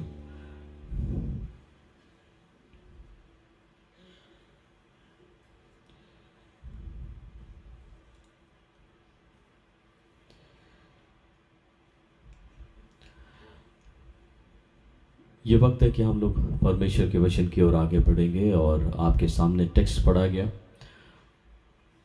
उत्पत्ति की किताब, उसके 2nd चैप्टर, उसकी 15 आयत से 18 आयत के पहले हिस्से को पढ़ा गया। और मैं मूव ऑन करूँगा 3रे चैप्टर पे भी, मैं मूव ऑन करूँगा 4th चैप्टर पे भी, क्योंकि इम्पॉर्टेंट है परमेश्वर की योजना को समझना, परमेश्वर के वचन को जानना बहुत इम्पॉर्टेंट है। हम जब अपनी लाइफ को जीते हैं तो कई बार अकेले होते हैं, कई बार हम अकेलापन महसूस करते हैं। मैं गलत तो नहीं बोल रहा? हाँ या ना? हम अकेले अपनी लाइफ को जीते हैं, कोई कोई तमाम उम्र अकेला रहना पसंद करता है, और कभी हम जब फैमिली लाइफ में होते हैं ऐसा मोमेंट आता है कि हम अकेलेपन को महसूस करते हैं। लेकिन इस अकेलेपन में और अकेली लाइफ बिताने में डेंजर है, और उस डेंजर को समझना हमारे लिए बहुत ज़रूरी है। क्योंकि जब हम पवित्र शास्त्र बाइबल को स्टडी करते हैं, परमेश्वर के कलाम को जब देखते हैं और जब हम पढ़ते हैं, तो कई बार ऐसी चीज़ों से हम रूबरू होते हैं जो परमेश्वर हमें दिखाना चाहते हैं। और इसलिए मैं सबसे पहले स्टार्ट करना चाहता हूँ परमेश्वर के उस सेंटेंस से जो उसने एनालाइज करके आदम के विषय में ख़ास तौर से बोला। पर्टिकुलरली हम उसको मैरिज से कनेक्ट करते हैं, है ना, फैमिली लाइफ से कनेक्ट करते हैं। लेकिन मैं मैरिज और फैमिली लाइफ से कनेक्ट नहीं करना चाहता उस पर्टिकुलर सेंटेंस को, क्योंकि वो अपने आप में एक बहुत बड़ा स्टेटमेंट है परमेश्वर का। और वो स्टेटमेंट अगर परमेश्वर दे रहा है तो पर्टिकुलरली उसने मैरिड लाइफ के लिए नहीं बोला। वो तो सारी चीज़ों को देखते हुए, सारी चीज़ों को एनालाइज करते हुए, अकेलेपन को एनालाइज करते हुए, उस डेंजर को एनालाइज करते हुए उसने इस सेंटेंस को बोला। और वो सेंटेंस था, जब 18वें पद को पढ़ते हैं तो वहाँ पे परमेश्वर कहता है आदम का अकेले रहना अच्छा नहीं है। ये परमेश्वर का एनालिसिस है, ये परमेश्वर का कंक्लूडिंग रिमार्क है ह्यूमन लाइफ को देखकर, है ना। और इसीलिए पवित्र शास्त्र बाइबल लोगों को एनकरेज करती है कि आपको अकेला नहीं रहना है ना, आपको अकेलेपन का शिकार नहीं होना है। और इसीलिए आज मेरा मैसेज भी इसी बात पर निर्भर करता है कि हम किस रीति से इस वचन को अपनी लाइफ में एक्सेप्ट करते हैं। अगर आपने एक्सेप्ट कर लिया तो मैं आपको गारंटी दे रहा हूँ in the spirit of God, आप परेशान, मायूस, निराश नहीं होंगे। अगर आपने परमेश्वर के तथ्यों को जान लिया, जो आप अकेलेपन के शिकार हैं, आप उस अकेलेपन से छुटकारा पा जाएंगे। यदि आप उस अकेलेपन से डिप्रेस्ड हैं और आपको एक गहरा एंजाइटी है, आप उस एंजाइटी से निकलने के लिए परमेश्वर आपको आज इस दिन में प्रेरित करेगा ताकि आप पूरी तरीके से उससे बाहर आ सकें। लेकिन इस अकेलेपन के ऊपर बात करने से पहले मैं सबसे पहले परमेश्वर की योजना को समझाना चाहता हूं, जो सेकंड चैप्टर में, जेनेसिस के सेकंड चैप्टर में परमेश्वर ने प्लान किया, और एक ऐसा प्लान किया जहां पर वो मनुष्य को रख सके, है ना। एक ऐसा स्थान तैयार किया जहां पर मनुष्य को रख सके, और उस स्थान के बारे में परमेश्वर ने इंस्ट्रक्शन दिए। और उस इंस्ट्रक्शन को देने के बाद परमेश्वर जो है निरंतर उनसे मुलाकात करने के लिए, उनके साथ फेलोशिप करने के लिए आता रहा। जब आप सेकंड चैप्टर को स्टडी करेंगे तो पर्टिकुलरली 15वीं आयत में ऐसा लिखा हुआ है, तब यहोवा ने आदम को लेकर अदन की वाटिका में रख दिया।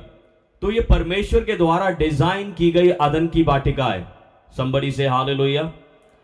परमेश्वर उस प्लेस को बहुत अच्छे से जानता है। हालेलुया। परमेश्वर ने जब उसको बनाया है, उसकी खूबसूरती को परमेश्वर अच्छे से जानता है। हालेलुया। और ये प्लेस जिसको हम गार्डन ऑफ ईडन के नाम से जानते हैं, इसको हिब्रू में कहते हैं इधेन। हिब्रू का वर्ड है इधेन करके। और जब आप इसके मीनिंग में जाएंगे, इसके अंदर एक डेप्थ मीनिंग है। इस मीनिंग को मैं आपको बता देना चाहता हूं। ईडन का मतलब होता है, या ईडन जो रेफर किया जाता है, place of great delight, a place of great delight, happiness और कंटेंटमेंट। ये तीन चीजें मैं आपको बता रहा हूं। अदन एक ऐसा स्थान है जहां पर संपूर्ण आनंद है, संपूर्ण खुशी है। अदन एक ऐसा स्थान है जहां पर संपूर्ण जो है संतुष्टि है। ठीक है। अगर हमारी लाइफ में संपूर्ण आनंद हो, हमारी लाइफ में संपूर्ण खुशी हो, हमारी लाइफ में संपूर्ण संतुष्टि हो, इससे बढ़कर और क्या चाहिए? कुछ चाहिए? हम जो अपनी लाइफ को जीते हैं, हम अपनी लाइफ को सेटिस्फाई करने के लिए कोशिश करते रहते हैं, हम संतुष्ट होना चाहते हैं। लेकिन परमेश्वर ने स्टार्टिंग से ही एक ऐसा स्थान तैयार किया जहां पर आदम और हव्वा पूरी तरीके से एक ग्रेट डिलाइट में हो सकते हैं, हैप्पीनेस में हो सकते हैं, और पूरी तरीके से कंटेंटमेंट में हो सकते हैं।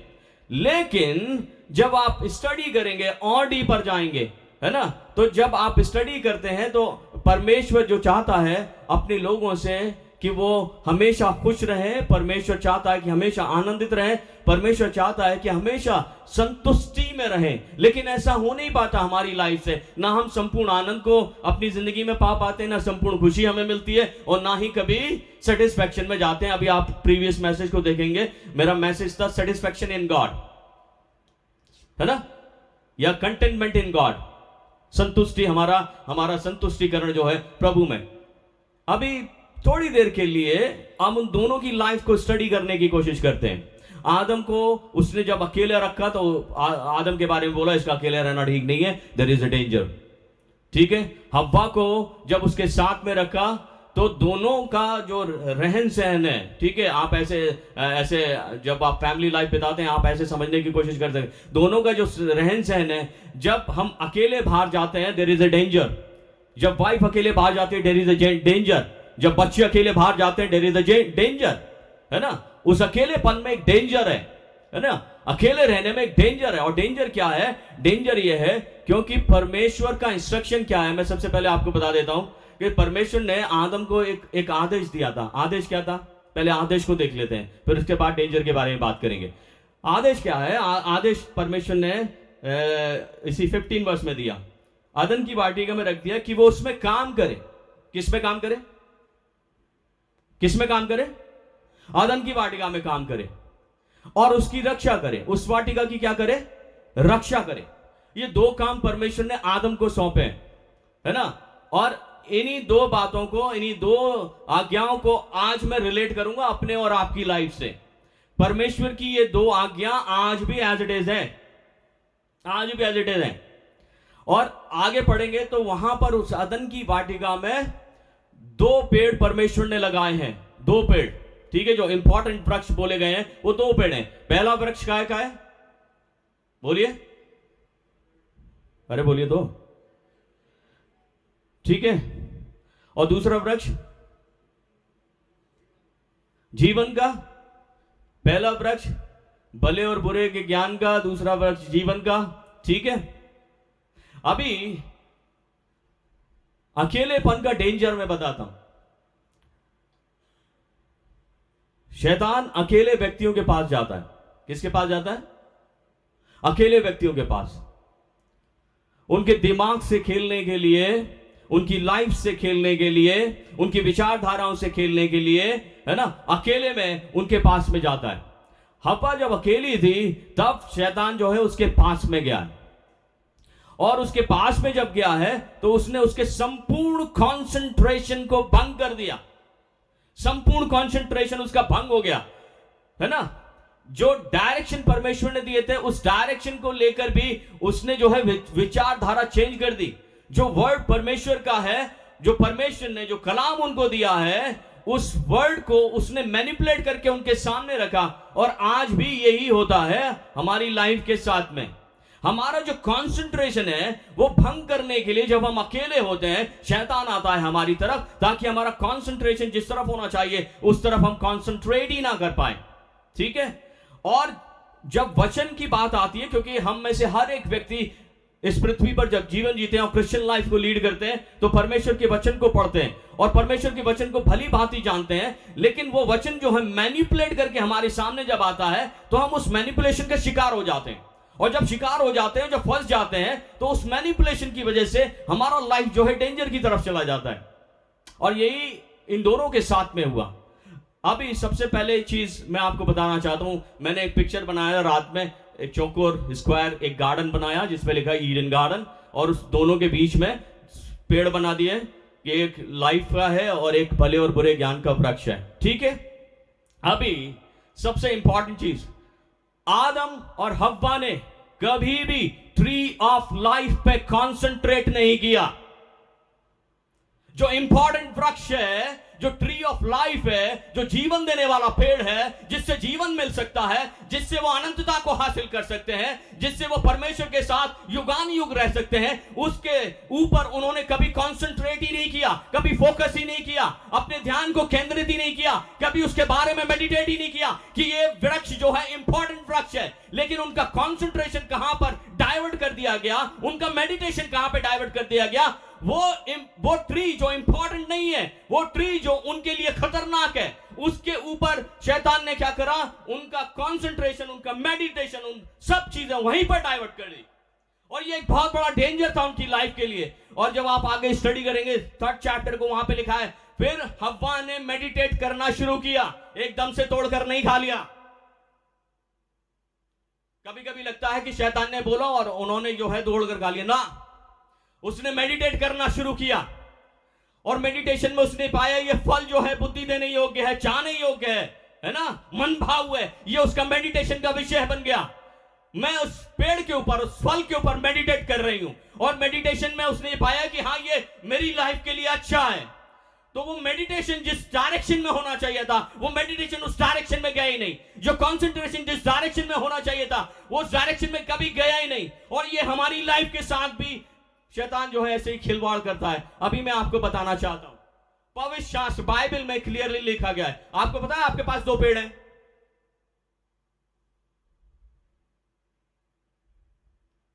मैं आपको रियलाइज कराता हूं, आज आपका जीवन, मेरा जीवन जो है अदन की वाटिका के समान है और परमेश्वर का कमांड यही है, तू इस जीवन के ऊपर काम कर, इस जीवन में काम कर और इस जीवन की रक्षा कर। परमेश्वर का स्टेटमेंट, परमेश्वर का कमांड यही है। जैसे उसने आदम को रखा, मैं आपको परमेश्वर की आत्मा में, क्योंकि मैं पिछले 2 हफ्ते से इस वचन के ऊपर मेडिटेट कर रहा हूं और परमेश्वर मुझसे कह रहा है कि मैंने हर एक व्यक्ति को लाइफ दी। लाइफ मतलब कि वो डिलाइटफुल उस लाइफ को बिताएं, सुख के साथ उस लाइफ को बिताएं, हैप्पीनेस के साथ उस लाइफ को बिताएं, है ना, पूरे कंटेंटमेंट के साथ उस लाइफ को बिताएं। बताएं कहां है ये सारी चीजें? क्योंकि हमारा फोकस, हमारा कंसंट्रेशन, हमारा मेडिटेशन सब चेंज। मैं आपको बता देता हूं 2 पेड़ क्या है। पवित्र शास्त्र बाइबल में जब आप मनन करेंगे तो आप अपनी लाइफ को स्टडी करें। 3 चीजें हैं हमारे पास में और उन 3 चीजों में जो एक इंपॉर्टेंट फैक्टर है जिससे हम फोकस कर सकते हैं, जिससे हम कंसंट्रेट कर सकते हैं, जिससे हम मेडिटेट कर सकते हैं, वो है हमारा माइंड। करेक्ट? जिससे आप फोकस करते हैं, जिससे आप मेडिटेट करते हैं, है ना, वो आपका माइंड है। और माइंड किससे कनेक्ट है? उस सोल से कनेक्ट है जो उस बॉडी के अंदर है। अब ये सोल है, ये माइंड है, इसका फोकस का होना चाहिए, इसका मेडिटेशन का होना चाहिए, इसका कंसंट्रेशन का होना चाहिए। ऑन द बॉडी या ओवर द बॉडी और ऑन द स्पिरिट, किसके ऊपर होना चाहिए? बोलिए। मैं आपको 2 पेड़ दिखा रहा हूं, जो 2 पेड़ अदन की वाटिका में है। परमेश्वर ने हमारी लाइफ में भी ऐसे ही रखा है। आप ये समझ लिए कि वो लोग अलग जिंदगी जी गए और हम लोग अलग जिंदगी जी रहे हैं, ऐसा नहीं है। हमारा कंसंट्रेशन का, हमारा मेडिटेशन कहां है? हमारा मेडिटेशन कभी स्पिरिट पे नहीं होता, है ना। जैसे उनका मेडिटेशन उस लाइफ पे नहीं था, उस जिससे जीवन मिल सकता था, जिससे वो परमेश्वर के साथ युगान युग रह सकते थे, उनके ऊपर उन्होंने कभी मेडिटेट नहीं किया। उस फल के ऊपर कभी मेडिटेट नहीं किया, उस वृक्ष के ऊपर कभी मेडिटेट नहीं किया। हमारा ड्रॉबैक क्या है? हमारा ड्रॉबैक ये है कि हम अपने अंदर की स्पिरिट के ऊपर कभी मेडिटेट नहीं करते।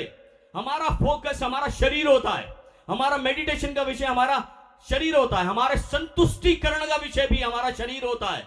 तो आप बताइए कि ये मैनिपुलेशन कहां से आया? जबकि स्क्रिप्चर कहता है बिल्कुल क्लियरली, जब आप रोमियो की किताब उसके 8वें चैप्टर को, उसकी 6th वर्स को पर्टिकुलरली पढ़ेंगे, वहां पे बिल्कुल स्पष्ट लिखा हुआ है, शरीर पर मन लगाना क्या है? बोलिए क्या है? मन है ना। मैं आपको बता रहा हूं, मैं अपने मन से मेडिटेट करता हूं, मैं अपने मन से कॉन्सेंट्रेट करता हूं, मैं अपने मन के हिसाब से चलता हूं। परमेश्वर क्या कहता है? शरीर पर मन लगाना तो क्या है? मृत्यु है, लेकिन आत्मा पर मन लगाना जीवन और शांति है। तो हम जीवन के ऊपर मनन नहीं करते, जीवन के ऊपर फोकस नहीं करते, जीवन के ऊपर मेडिटेट नहीं करते, लेकिन किसके ऊपर मेडिटेट करते हैं? मृत्यु के ऊपर। हमारा फोकस मृत्यु के ऊपर। आदम हव्वा का फोकस पर्टिकुलरली मृत्यु के ऊपर, क्योंकि उस फल को खाने से परमेश्वर ने बताया था मर जाओगे। परमेश्वर आज भी स्क्रिप्चर में कहता है, अगर शरीर के ऊपर फोकस करोगे मर जाओगे, जीवन नहीं मिलेगा। परमेश्वर का कलाम आज भी है, वो कहता है अपने जीवन की रक्षा करो। इस वाटिका को जो मैंने सींचा है, इस वाटिका को जो मैंने बनाया है, जिससे आप कंप्लीट कंटेंटमेंट हासिल करो, कंप्लीट डिलाइटफुल रहो, कंप्लीट हैप्पीनेस में रहो, इसकी रक्षा करो। क्योंकि अगर मैनिपुलेशन में फंस गए तो खराब हो जाएगी जिंदगी। क्योंकि शैतान ने फंसा लिया, क्योंकि वो अकेली थी। और जब हम अकेले होते हैं, शैतान फंसाने की कोशिश करता है ना, शैतान फंसाने की कोशिश करता है। अभी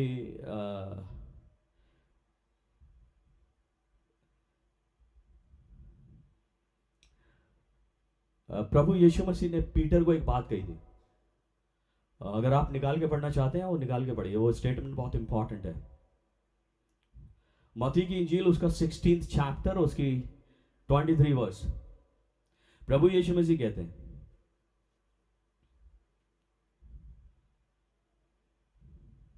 Jesus said to Peter, get behind me Satan। क्या बोला उन्होंने? हे शैतान। आपको लगता है शैतान जो है वो पीटर है? नहीं, पीटर शैतान नहीं है, is a normal human being, है ना, नॉर्मल ह्यूमन बीइंग। लेकिन कभी कभी हम शैतान बन जाते हैं, और उस वक्त प्रभु यीशु मसीह के लिए वो शैतान बन गया। लेकिन मैं उस पर्टिकुलर बात को जो यीशु मसीह कहना चाहते हैं, you do not have his mind on the concern of God. English में लिखा है। Sister glory, can you read in English?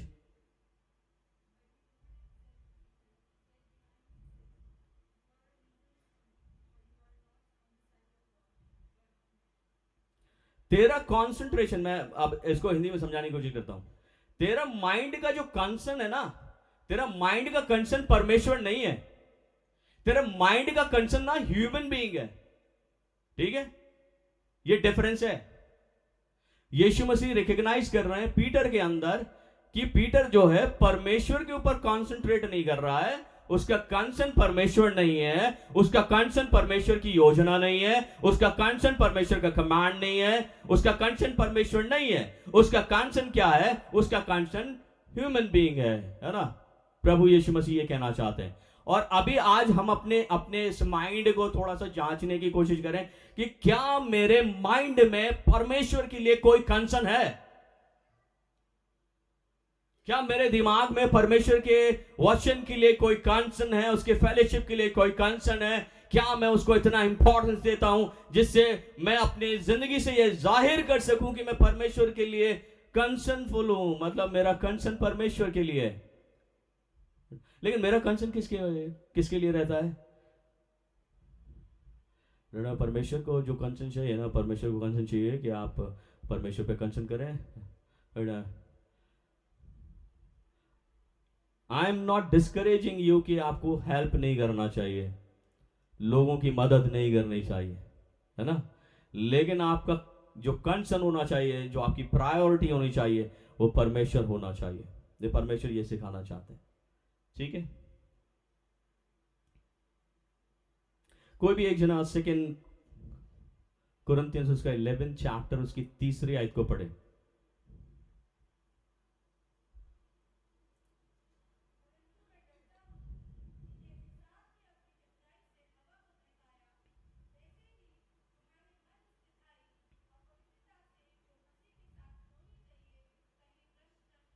बस वो पौलुस का कंसर्न देखो, पौलुस का कंसर्न माइंड से है। वो कह रहा है जिस तरीके से सांप ने अपनी चतुराई से हवा को बहका दिया, वैसे ही मैं ये कहना चाहता हूँ आप लोगों से, आपके मन को भी ना भटका दे कि मन आपका पवित्रता की तरफ ना भागे, मन आपका धार्मिकता की तरफ ना भागे, मन आपका परमेश्वर की तरफ ना भागे। उसने तो डाइवर्ट ही कर दिया, और आज उसने 99.9% लोगों को डाइवर्ट करके रखा हुआ है ना।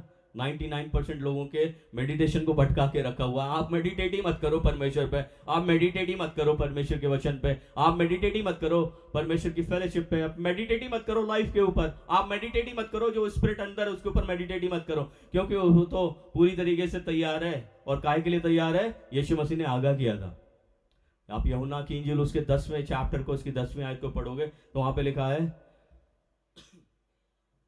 चोर काहे के लिए आता है? चोरी करने, है ना। मैं तो जीवन देने के लिए आया हूँ, है ना। फाड़ने के लिए आता है, मारने के लिए आता है चोर, है ना, लूटने के लिए आता है।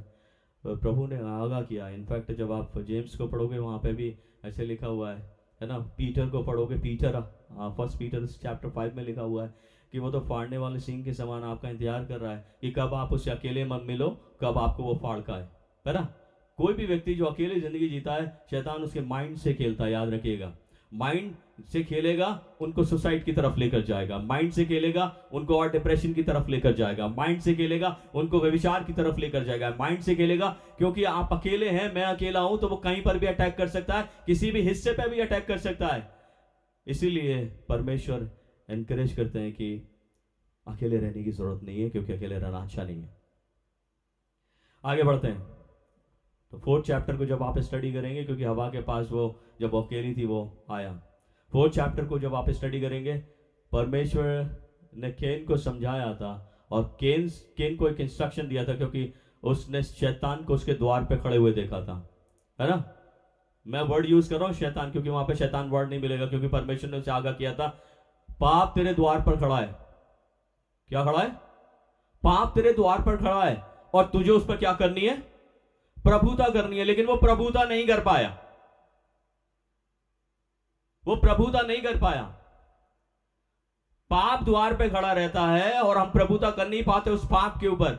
हमें पता है ये सिंफुल है, हम अगर ये करेंगे तो हमारे लिए खतरनाक हो सकता है, लेकिन हम उस थॉट के ऊपर, है ना, उस डिजायर के ऊपर प्रभुता नहीं कर पाते, हम उसे दबा नहीं पाते। हम उस डिजायर में फंस जाते हैं, उस संतुष्टिकरण की तरफ भागते हैं जो बॉडी से रिलेटेड है, जो आंखों से रिलेटेड है, जो खानों से रिलेटेड है, उस संतुष्टिकरण की तरफ भागते हैं और क्या करते हैं? पापी इस पृथ्वी पर बन जाते हैं। लेकिन परमेश्वर उसको कह रहा है कि इस पर तुझे प्रभुता करनी है। तो क्या मुझे और आपको पाप पे प्रभुता नहीं करनी है? क्योंकि जब कैन अकेला था तब शैतान ने उसके मन में ये बात डाली। देखा क्या देगा? परमेश्वर तुझसे प्यार नहीं करता। देखा, तेरी भेंट को अस्वीकार कर दिया, तेरे भाई की भेंट को जो है एक्सेप्ट कर लिया। देखा परमेश्वर का रोल कितना स्वार्थी परमेश्वर है। हमारे मन में भी ऐसी बात डालता है, हम एक दूसरे को देखकर ऐसे रिएक्ट करते हैं। देखा, तू पादरी साहब के बहुत क्लोज है, पादरी साहब दूसरों से प्यार नहीं करते। देखा, मैं बिल्कुल बता रहा हूं, ये फैक्ट है। कहां से आया थॉट? मुझे तो इस थॉट के ऊपर प्रभुता करनी थी, इस थॉट के ऊपर ओवरकम होना था। देखा, वो तुझे प्यार करता है लेकिन इसको प्यार नहीं करता। इनफैक्ट माता पिता अपने फैमिली लाइफ में भी बच्चों के बीच में ये भावना होती है, बच्चे कहते हैं मम्मी आप उसे प्यार करती हो, मुझे प्यार नहीं करती। कहां से आया थॉट? उस थॉट के ऊपर प्रभुता हासिल करनी है ना। मेरे प्रिय अजीजों, ये शैतान का काम है, जो कैप्चर कर रहा अकेले में, जो थॉट दे रहा अकेले में, जो मैनिपुलेट कर रहा है परमेश्वर के उस प्रेजेंस को जो आपके जीवन में होने चाहिए, परमेश्वर के उस वचन को जो आपके जीवन में, उसे मैनिपुलेट करके आपके सामने रख रहा है। ये देखा, इंपॉर्टेंट है ना। अभी और आगे बढ़ेंगे ना तो आपको मिलेगा, पर्टिकुलरली लूका की इंजील उसके 22वें चैप्टर को जब आप पढ़ोगे तो वहां पे 3rd वर्स में पर्टिकुलरली लिखा हुआ है, जहां पर ऐसा कहा है, शैतान यहूदा के कहां पर समाया? बोलिए, कहां पे समाया? मन में। अकेला था, अकेले में कंसंट्रेट कर रहा था। उसका कंसंट्रेशन पैसे के ऊपर था, उसका कंसंट्रेशन जो है उस ग्रीड के ऊपर उसने लगा दिया, अपने संतुष्टिकरण के ऊपर लगा दिया, उस पैसे के ऊपर उसने अपना संतुष्टिकरण लगा दिया, अपना मेडिटेशन पूरा वहीं लगा दिया। और जब हम एक गलत चीज के ऊपर मेडिटेट करते हैं, शैतान कैप्चर करके उन्हें वहीं पर डाइवर्ट कर देता है। बेटा ये तुम्हारे लिए सही है, तुम्हारे लिए लाभदायक है, इसमें फंसे रहो, इसमें जो है हासिल करोगे तो तुम्हें जो है बहुत सारा बेनिफिट मिलेगा, है ना। बहुत सारी चीजें उसके सामने आई होंगी उस विचारधारा में, और ऐसा लिखा है उसके मन में शैतान समाया, और इसलिए वो तमाम उन पुर्नियों के पास, उन याजकों के पास गया कि मैं यीशु को पकड़वा दूंगा तो क्या दोगे मुझे? पकड़ लिया, कैप्चर कर लिया, क्योंकि वो अकेला कंसंट्रेट कर रहा था, अकेला था अपने थॉट्स में, अपने मेडिटेशन में अकेला था। पकड़ लिया। यीशु मसीह के पास कब गया था? जब भीड़ से घिरा हुआ था तब गया था। कब गया था? मत्ती 4 में कब गया था? जब वो अकेला था। और जब वो यीशु मसीह के पास जा सकता है तो मैं और आपकी बिसात क्या? मेरी कोई बिसात नहीं है। मैं आपको बता रहा हूं, मेरे पास भी जब मैं अकेला हूंगा शैतान आ सकता है, आपके पास भी शैतान आ सकता है। जब आप अकेले होंगे, जब आप अकेलेपन में होंगे, शैतान आपके थॉट्स को मैनिपुलेट कर सकता है, आपकी सोच को मैनिपुलेट कर सकता है, आपके मन को मैनिपुलेट कर सकता है। मुझे बचना है मेरे प्रिय अजीजों, इस मैनिपुलेशन से बचना है। तो कैसे बचूंगा? मालूम है परमेश्वर का कलाम क्या कहता है कि आप डेविल को कैसे रेसिस्ट करोगे? प्रभु का कलाम कहता है, जब आप पढ़ोगे जेम्स उसके 4th चैप्टर उसके 7 वर्स को, वहां पे परमेश्वर का कलाम कहता है submit yourselves to God. Hallelujah. पहला काम क्या करना है? पहला काम क्या करना है? अगर आप अकेले हैं तो सबसे पहला काम क्या करना है? उस अकेलेपन में आपको परमेश्वर के पास आना है और अपने आप को सबमिट कर देना है। प्रभु, मैं अपने इस अकेलेपन में अपनी जिंदगी को तेरे हाथों में सबमिट कर रहा हूं, समर्पित कर रहा हूं। मुझे संभाल, मेरे थॉट्स को संभाल, है ना, मेरी रक्षा कर। मैं अपने आप को दे रहा हूं, मैं सबमिट कर रहा हूं, है ना। और जब वो सबमिट करेंगे, क्योंकि जब तक आप सबमिट नहीं करेंगे शैतान आपकी जिंदगी से, मेरी जिंदगी से भागेगा नहीं। क्योंकि पहला काम वो ये सिखा रहा है याकूब कि आपको और मुझको सबमिट करना है, तब जो है डेविल जो है उसका सामना कर पाएंगे और तब वो सामने से भागेगा। अगर मैंने और आपने अपना जीवन समर्पित नहीं किया अपने अकेलेपन में खास तौर से, तो मैं आपको गारंटी दे रहा हूं शैतान मेरे और आपके पास से भागने वाला नहीं है। इसलिए सबमिशन परमेश्वर के हाथों में जरूरी है ना। ओके, आप बाइबल को मेमोराइज करते हैं? कितने लोग मेमोराइज करते हैं? खड़ा कीजिए हाथ। आज मैं आपको जानना चाहता हूं,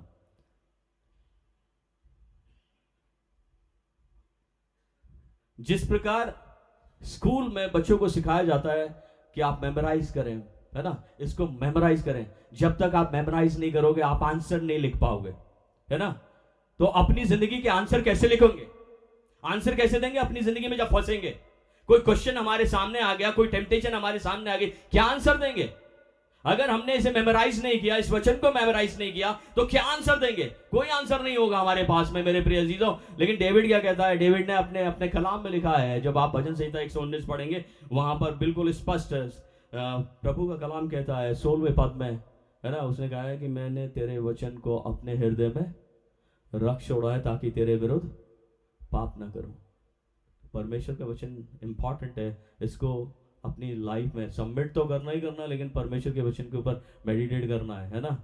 लेकिन याद रखना, परमेश्वर के वचन को मेडिटेट तो कर ले, लेकिन उसमें भी मैनिपुलेशन का खतरा है, क्योंकि शैतान वचन को भी मैनिपुलेट करता है।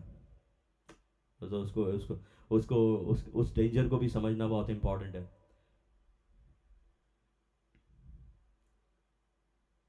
पहला पत्रस उसका 5वां अध्याय उसका 8वां और 9वां पद क्या कहता है? Be alert and sober mind.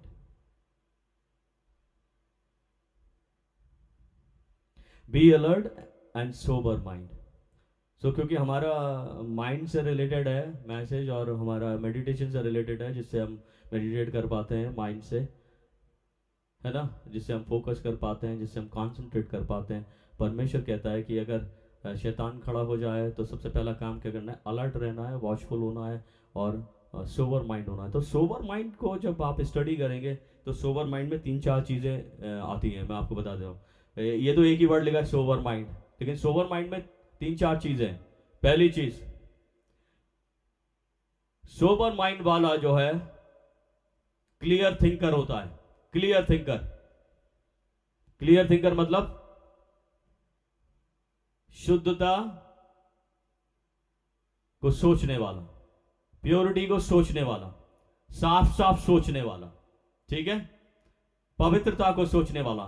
Sober mind मतलब अच्छाई को सोचने वाला, बुराई को नहीं, अच्छाई को सोचने वाला। और बाइबल हमें प्रेरित करती है कि अगर बचना है अगर शिकार होने से बचना है और फाड़ने से बचना है या अकेलेपन से बचना है, सबसे पहले आपको क्लियर थिंकर होने की जरूरत होगी उस अकेलेपन से निकलने के लिए, है ना, क्लियर थिंकर। फिर दूसरा जो सोबर माइंड होते हैं वो बहुत काम होते हैं, काम, बिल्कुल शांत। जितने भी थिंकर होंगे, जो क्लियर थिंकर होंगे, वो बहुत शांत रहकर सोचने वाले होंगे, शांत रहकर। क्योंकि आप जल्दबाजी में, हड़बड़ी में, गुस्से में अगर आप थिंक करोगे तो वो शायद गलत डायरेक्शन में चला जाए, आपका एक्शन गलत डायरेक्शन में हो जाए। लेकिन परमेश्वर का वचन कहता है बी सोबर माइंड। अगर सोबर माइंड होना है तो सबसे पहले क्लियर थिंकर और काम रहना है अपनी लाइफ में। फिर तीसरा जो सोबर माइंड के होते हैं वो अलर्ट रहते हैं, हमेशा अलर्ट, उनका माइंड हमेशा उन्हें अलर्ट करता है। और चौथी बात जो मैं सिखाना चाहता हूँ इस वक्त में, सोबर माइंड जो होते हैं, जो परमेश्वर प्रेरित कर रहा है ना, दे अवॉइड डिस्ट्रैक्शन। जितने भी सोच रखने वाले हैं, जितने भी थिंकर होते हैं, वो डिस्ट्रैक्शन के साथ नहीं सोच सकते। उनको डिस्ट्रैक्ट होने की जरूरत नहीं है, वो अवॉइड करते हैं हर एक प्रकार के डिस्ट्रैक्शन को। तो अभी अगर बाइबल प्रेरित कर रही है, परमेश्वर का वचन प्रेरित कर रहा है कि अगर मुझे ओवरकम करना है, प्रभुता करनी है, पाप के ऊपर प्रभुता करनी है, अपने थॉट्स के ऊपर जो नेगेटिव है उसके ऊपर प्रभुता करनी है, अपने अकेलेपन के ऊपर प्रभुता करनी है, तो मुझे सबसे पहले अपने आप को सबमिट करना पड़ेगा। मुझे सबसे पहले परमेश्वर के वचन को पूरी तरीके से अपने हृदय में रखना पड़ेगा, मन में रखना पड़ेगा। मुझे जो है अलर्ट रहने की जरूरत होगी और सोबर माइंड होना पड़ेगा मेरे प्रिय जीरो, उस अकेलेपन से निकलने के लिए। मालूम है हवा की गलती क्या थी? हवा की गलती ये थी कि जब शैतान ने उसे कहा, मैनिपुलेट किया, she did not discuss with Adam. उसने एडन के साथ में जो है डिस्कस नहीं किया, है ना। आदम के साथ में उसने डिस्कस नहीं किया कि शैतान मेरे पास आया था और मुझे ये बोल रहा था, उसने डिस्कस ही नहीं किया। जो लोग डिस्कस नहीं करते ना, अपने उस थॉट को डिस्कस नहीं करते, मैं आपको गारंटी दे रहा हूं वो उस थॉट से कभी निकल नहीं पाते हैं, उस नेगेटिविटी से कभी निकल नहीं पाते। इसलिए डिस्कस करना बहुत इंपॉर्टेंट है। अगर परमेश्वर ने आपके चारों तरफ लोग दिए हैं, अच्छे लोग दिए हैं, रिलीजियस लोग दिए हैं, अच्छे थिंकर दिए हैं, उनसे डिस्कस करें। अपनी नेगेटिविटी के बारे में डिस्कस करें, अपने अकेलेपन के बारे में डिस्कस करें, है ना। क्योंकि हवा ने डिस्कस नहीं किया, जो थॉट उसे दिया गया उसे डिस्कस करना चाहिए। और उसने परमेश्वर के सामने उस थॉट को नहीं रखा, जबकि परमेश्वर का डायरेक्ट इंटरवेंशन था, डायरेक्ट टॉकिंग थी उन लोगों से। उसने परमेश्वर को भी नहीं बताया, प्रभु शैतान मेरे पास आया था, मुझसे ये कह रहा था, क्या मैं इस फल को खा लूं? तब परमेश्वर उसे गाइड करता, बेटा मैंने तुझे समझाया है, इस फल को नहीं खाना है, जिस दिन खाओगे उस दिन मर जाओगे। तब उसे एक क्लियर कट डायरेक्शन परमेश्वर की तरफ से मिलता। हमारी गलती क्या है? हम डिस्कस नहीं करते, हम जाते नहीं लोगों के पास, हम बताते नहीं। इनफैक्ट हम परमेश्वर के आगे अपनी बातों को नहीं रखना चाहते, परमेश्वर से डायरेक्शन नहीं मांगते। मैं आपको गारंटी दे रहा हूं, द स्पिरिट ऑफ गॉड जिस मूवमेंट अगर हवा कर देती, वो बच जाती, वो शैतान के चंगुल से छुड़ाई जाती, वो शैतान के डिस्ट्रैक्शन में नहीं फंसती। अगर हम अपनी लाइफ को परमेश्वर के आगे रखते हैं, तमाम उन लोगों के आगे रखते हैं, डिस्कस करते हैं, बच जाते हैं। हालेलुया। मेरे प्रिय जो इंपॉर्टेंट है, आखिरी बात कह के खत्म करता हूं। अगर आप अकेले जा रहे, आप अकेले सोच रहे हैं, मैं आपको एनकरेज करता हूं, अगर आप अकेले जा रहे हैं, take the presence of God with you. अगर आप अकेले सोच रहे हैं, be in the presence of God and think. अगर फिर भी नहीं मिल रहा, कोई रास्ता नहीं मिल रहा, take the word of God with you, think on the word of God. परमेश्वर के वचन के ऊपर मनन करो, परमेश्वर के वचन को अपने साथ में ले जाए। मैं कभी अकेले ट्रैवल करता हूं, परमेश्वर का वचन मेरे साथ में होता है। ये कॉपी जो परमेश्वर ने मुझे दी है अपने वचनों की, ये कॉपी मैं साथ में लेके जाता हूं। कहीं पे भी जाता हूं, ट्रैवल करता हूं, बाहर जाता हूं, परमेश्वर का वचन मेरे साथ में होता है, ताकि मैं डिस्कस कर सकूं परमेश्वर से बात कर सकूं। अगर कहीं फंस जाता हूं तो इस जगह पर मैं इसको उठाता हूं और परमेश्वर से पूछता हूं, प्रभु मुझे क्या करना चाहिए? ठीक है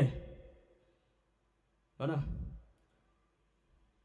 कभी कभी लोग कहते हैं we don't feel the presence of God, वो अकेलेपन को महसूस करते हैं। लेकिन परमेश्वर मालूम है क्या कहता है आपको इनकरेज करने के लिए। दो बातें उसने कही, do not be discouraged for I am with you, do not fair for I am with you, डरना नहीं, मैं तुम्हारे साथ हूं, मायूस नहीं होना, मैं तुम्हारे साथ हूं। परमेश्वर खुद तैयार है आपको आपके साथ जाने के लिए, फिर आप अकेले कहां रहेंगे? आपको तो रिकॉग्नाइज करना है, प्रभु मेरे साथ चलो। मैं हाथ जोड़ के निवेदन कर रहा हूं, मैं अकेलेपन में नहीं रहना चाहता। और मैं आप सबको एनकरेज करता हूं, जितने आप अकेले अपनी लाइफ बिताते हैं, चाहे अपनी जॉब प्लेसेस पे, चाहे आप अपने फैमिली से बाहर हैं, आप परमेश्वर की प्रेजेंस में रहें 24/7 परमेश्वर की प्रेजेंस में। तब जब आप परमेश्वर की प्रेजेंस में होंगे तब आप अकेले नहीं होंगे, और जब आप अकेले नहीं होंगे शैतान आपसे कोसों दूर रहेगा। हालेलुया, है ना। अगर फिर भी आपको लगता है कि आप फंसे जा रहे हैं, दूसरा काम करें, बातचीत करें, राय लें, ताकि कोई भी अपराध ना होने पाए, कोई भी गलत डायरेक्शन में आप ना जाने पाए, ताकि प्रभु आपको बचाए। बस ये दो कमांडमेंट याद रखना जो परमेश्वर ने हमारी लाइफ के लिए दे, जो आदम बाबा को दिए। काम करना है लाइफ के ऊपर और इसकी रक्षा करनी है। यही डायरेक्शन आज भी परमेश्वर देता है, काम करना है इसके ऊपर और इसकी रक्षा करनी है, और फोकस करना है, कंसंट्रेट करना है कि मैं अपनी परमेश्वर की आत्मा के ऊपर मनन कर सकूं, क्योंकि इस आत्मा में जीवन है, ये आत्मा मुझे जीवन की ओर लेके जा सकता है।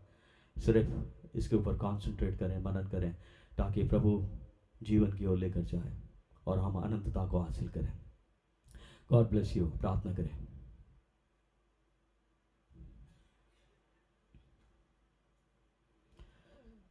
पिता परमेश्वर, हम धन्यवाद देते हैं कि तूने हम सबको ये मौका दिया कि हम तेरे वचनों को सुने, सीखें, समझें, आगे बढ़ें।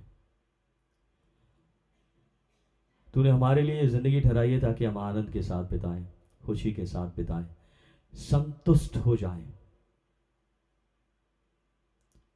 क्योंकि वचन कहता है जो कुछ तुम्हारे पास है उसी में संतुष्ट रहो। प्रभु ने अच्छा जीवन दिया है, हम संतुष्ट हो, आशीषें दिए, संतुष्ट रहें।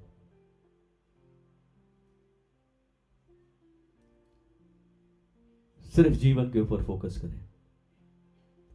प्रभु मैं धन्यवाद देता हूं इन बहुमूल्य वचनों के लिए जो हमारी लाइफ में बोए गए हैं। फलवंत होने दें प्रभु, ताकि जब कभी हम अकेले हों, अकेलेपन में हो, तेरा वचन काम करे।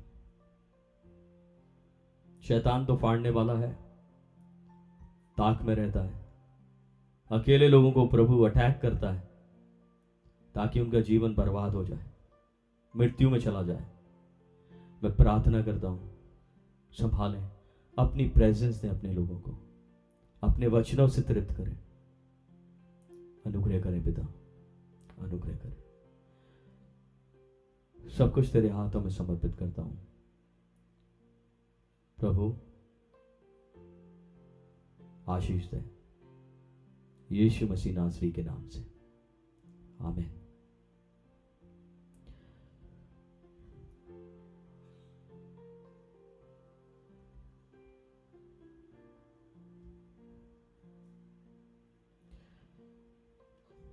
हम सब लोग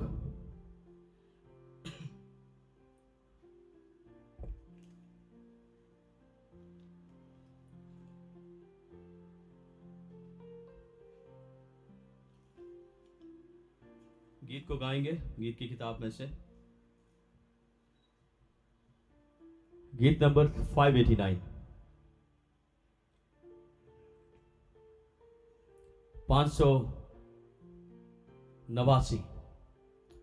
हम सब अपने स्थानों पर खड़े होकर प्रभु की तमजीद करें और अपनी अपनी भेंटें प्रभु को अर्पण करें, और आशीष से रिक्वेस्ट है कि हदिया लें। तेरे दिल के दर पर यीशु खटखटाता,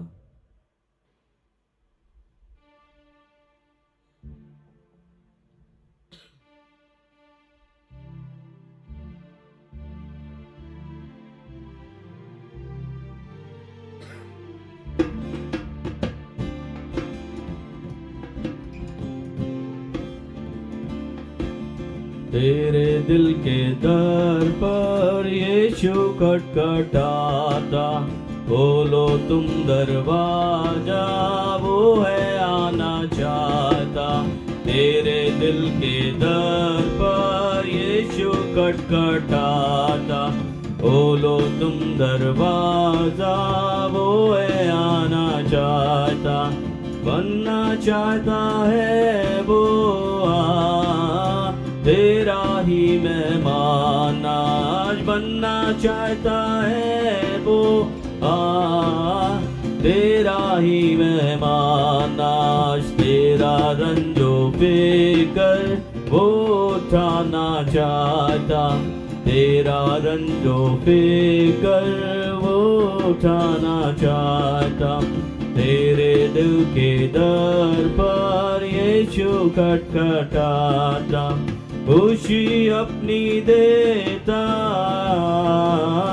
होवे तू जलाली।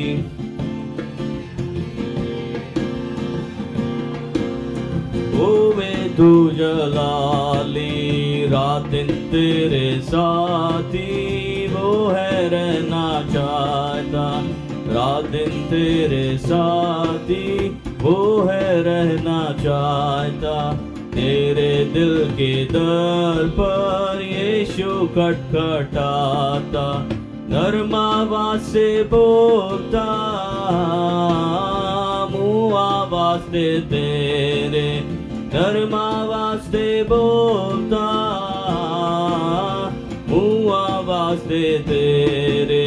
छोड़ो बदसलूकी, खोलो दर में आता, छोड़ो बदसलूकी, खोलो दर में आता। तेरे दिल के दर पर यीशु खटखटा, तेरी खातिर मैंने पहना ताज का तीला, तेरी खातिर मैंने पहना ताज का तीला। तुझको अब जलाली ताजू मैं पहनाता, ताजू मैं पहनाता। तेरे दिल के दर पर यीशु खटखटाता, बेवफा ना हो तू मेरे खून खरीदे, बेवफा ना हो तू मेरे खून खरीदे। कर मेरा इकरार तू मुझसे क्यों शर्माता, कर मेरा इकरार तू मुझसे क्यों शर्माता। तेरे दिल के दर पर यीशु खटखटाता, बोलता हूँ दरवाजा दिल का है मसीहा, बोलता हूँ दरवाजा।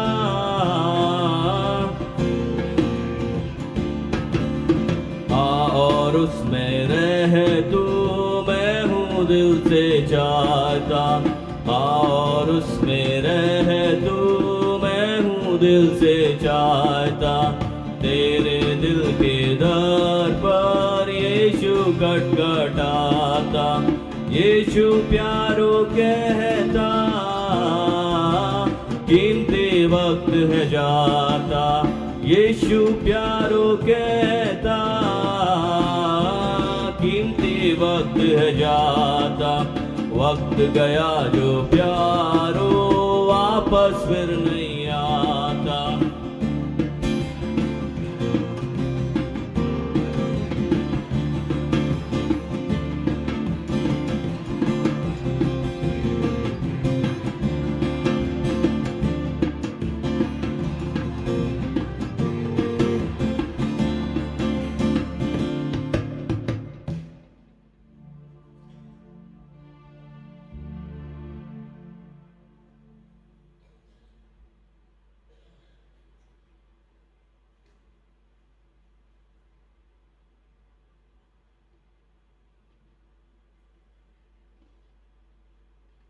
प्रार्थना करें।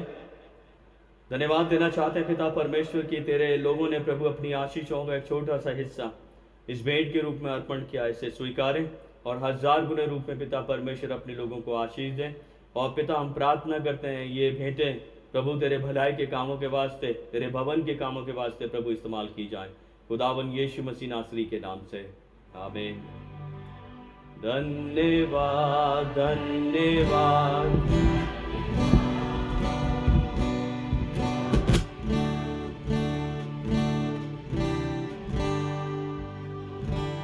धन्यवाद धन्यवाद धन्यवाद सारी आशीषों के सोते धन्यवाद।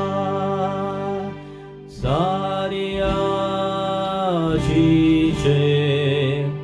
आती ऊपर से हालेलुया। धन्यवाद धन्यवाद धन्यवाद सारी आशीषों के सोते धन्यवाद।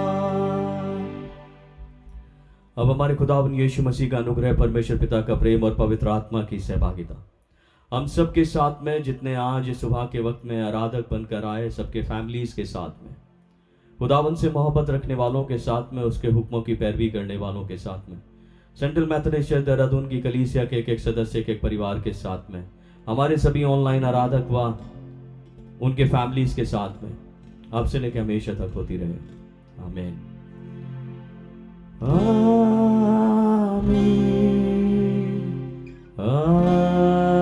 आमीन आमीन।